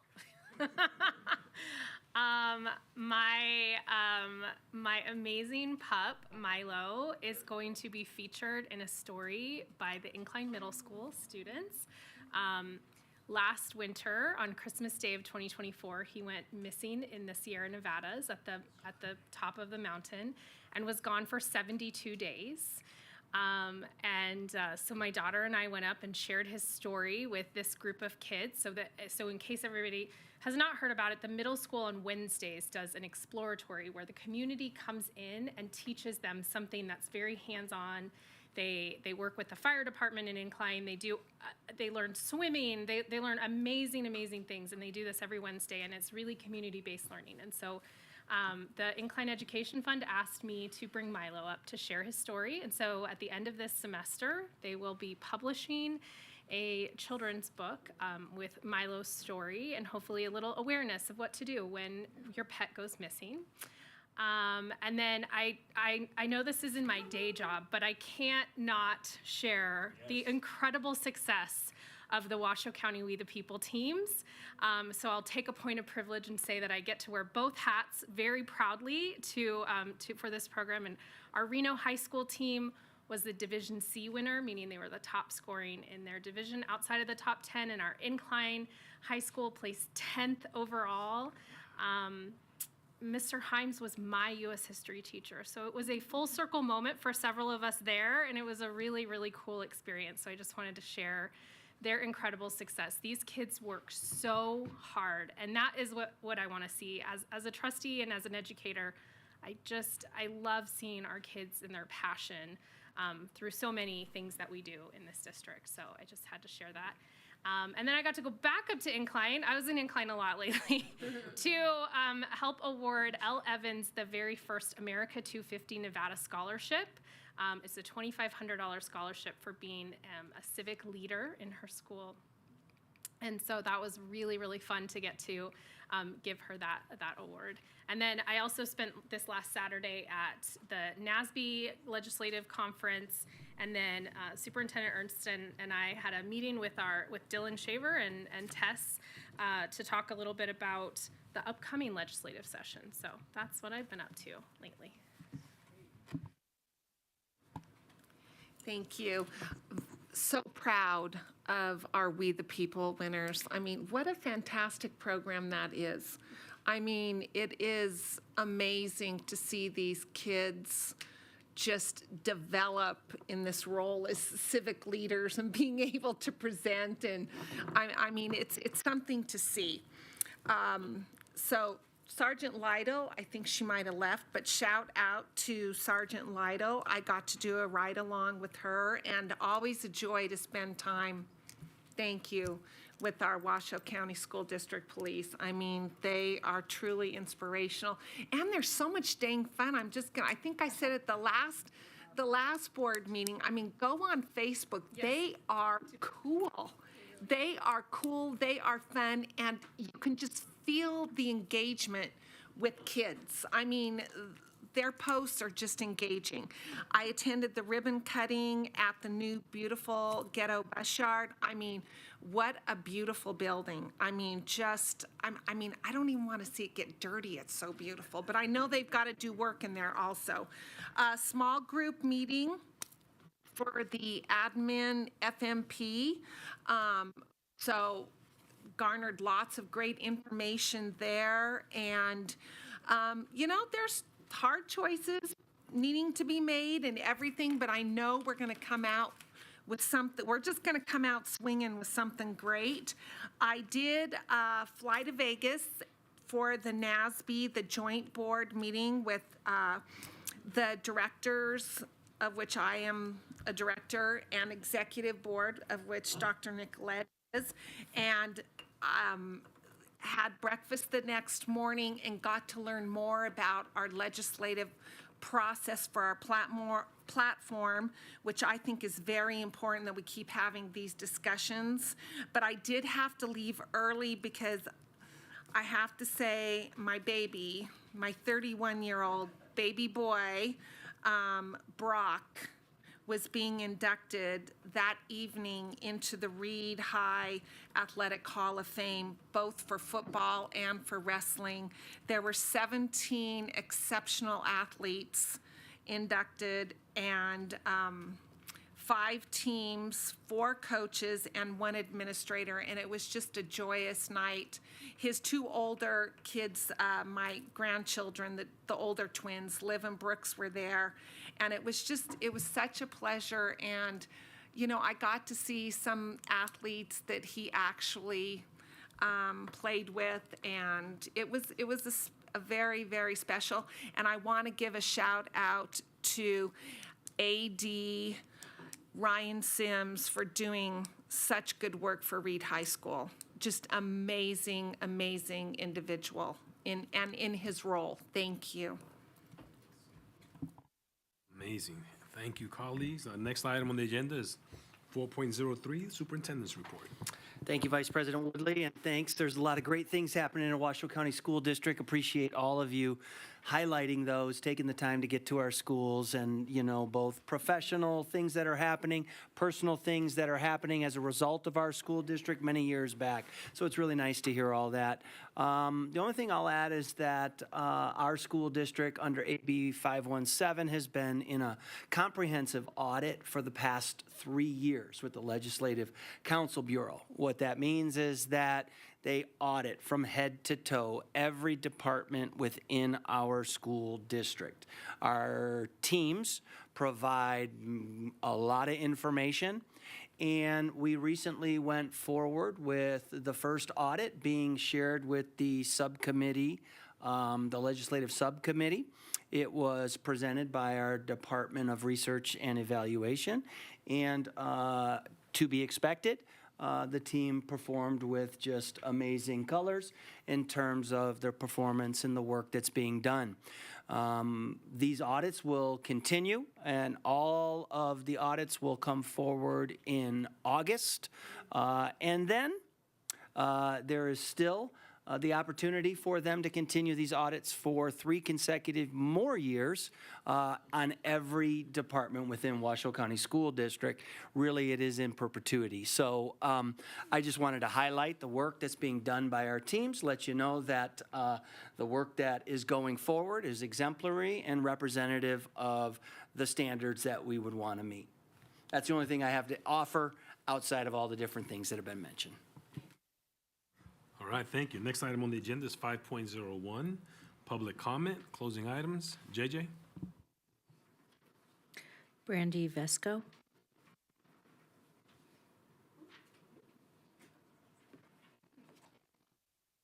Welcome.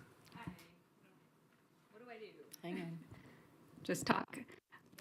Hello, my name is Brandy Vesco. I'm the mother of a third grader in the Washoe County School District and co-leader of Wait Until 8th Reno Sparks. I wanted to bring your attention to an error in the outdoor facilities presentation made at your 14th meeting.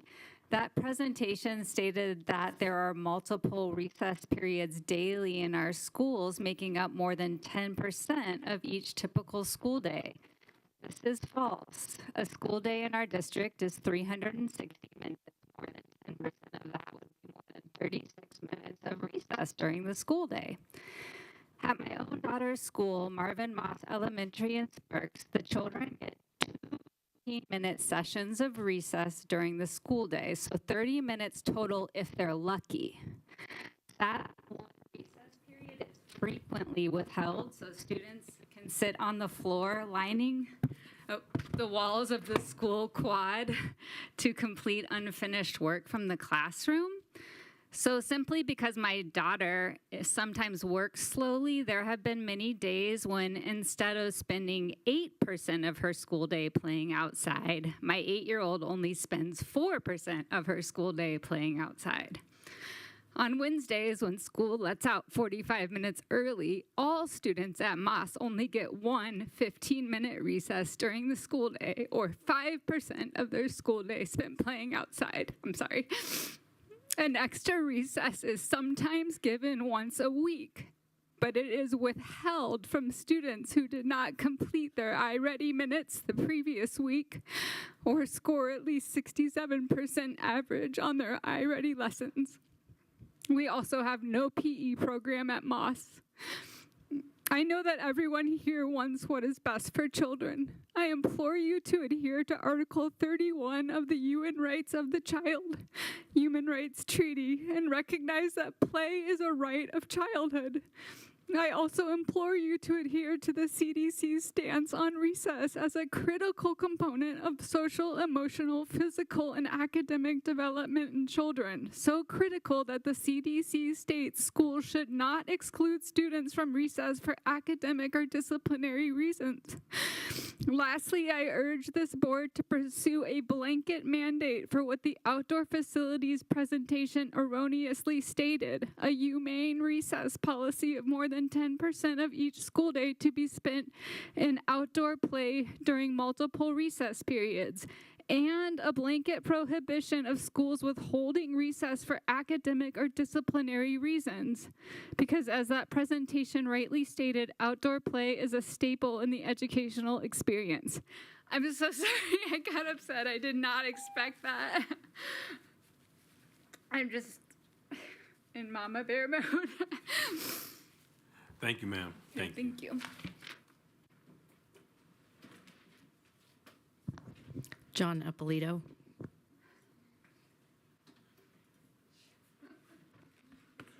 Technical difficulties. I'm John Ippolito, Protect Nevada Children. Brandy had to wait over 3 hours to give her comments, and that's wrong. And I think most of you know that by now. You should have never cut off initial public comments. I think Trustee Nicolette was against it at the time, if I'm not mistaken. You guys need to bring that back. I know you did it to silence some conservatives, but what you've also done is silence parents, teachers, students. I wonder how many other people would have wanted to speak tonight if they didn't have to wait 3 hours and 15 minutes to speak. Please bring the initial public comments back. We the people, that's awesome. Hopefully you guys will have a agenda item. We just heard a whole bunch about the IB. Hopefully you guys will bring the We the People kids in here to recognize them. That would be awesome. I know I've been involved in, actually all 4 of my kids had to do it. It was required at my house, and some of you have heard my story. I'm gonna skip that because there's only 2 minutes left. But if you go to, it's a Facebook page. I don't think I came up with this name. It's So I've Decided That IB Sucks. That's the name of the Facebook page. And the principal, the vice principal, I think, from, I believe it's Reno High, had a comparison of IB to AP. That was, so I've decided that IB sucks on Facebook. She does a real good comparison, and a couple quick things that the people left out. I don't know if any of them are here, but a couple things they left out. The IB program, that I spent a lot of time on this, some of you might remember. That program, it's really good if people get the IB diploma. And that's for kids that are willing to work really hard, probably average and above average kids that are willing to work really hard and do it. And that's a great accomplishment. And my son at the Ivy League school said that he did notice that the IB kids were prepared for Ivy League. But they're probably the ones that got the IB diploma. The downside, and one of the things that the vice principal from Reno High talks about, I think, is if you want to get college level class like at UNR, you have to have the IB upper level classes, and they're 2-year classes. Most colleges will not give credit for the IB lower level classes. They're 1 year. So the most you can take is a couple of those 2-year classes at, now Worcester is a little different than it would have been at Incline. It's bigger and kids don't have to do it. But still, to get college credit, you have to do the 2-year IB class. So what that does is make it a lot more expensive for parents, because my older kids took, I think, 8 AP classes, and I think the other one took 6 of the 2 older ones. They would have had a lot more college credit if they would have went to regular schools. Ivy League didn't give much credit. I guess my time's up already. The board received emails from Pam Bodenhammer and Arias McKinney. All right, thank you, JJ. Next item on the agenda, we have 5.02, which is the announcement of our next meeting, which will be May 12th, 2026. I think that's going to be a pretty heavy agenda, so we might be hearing from the president about maybe what time we're going to start that meeting. All right, next item on the agenda is 5.03, with this meeting adjourned.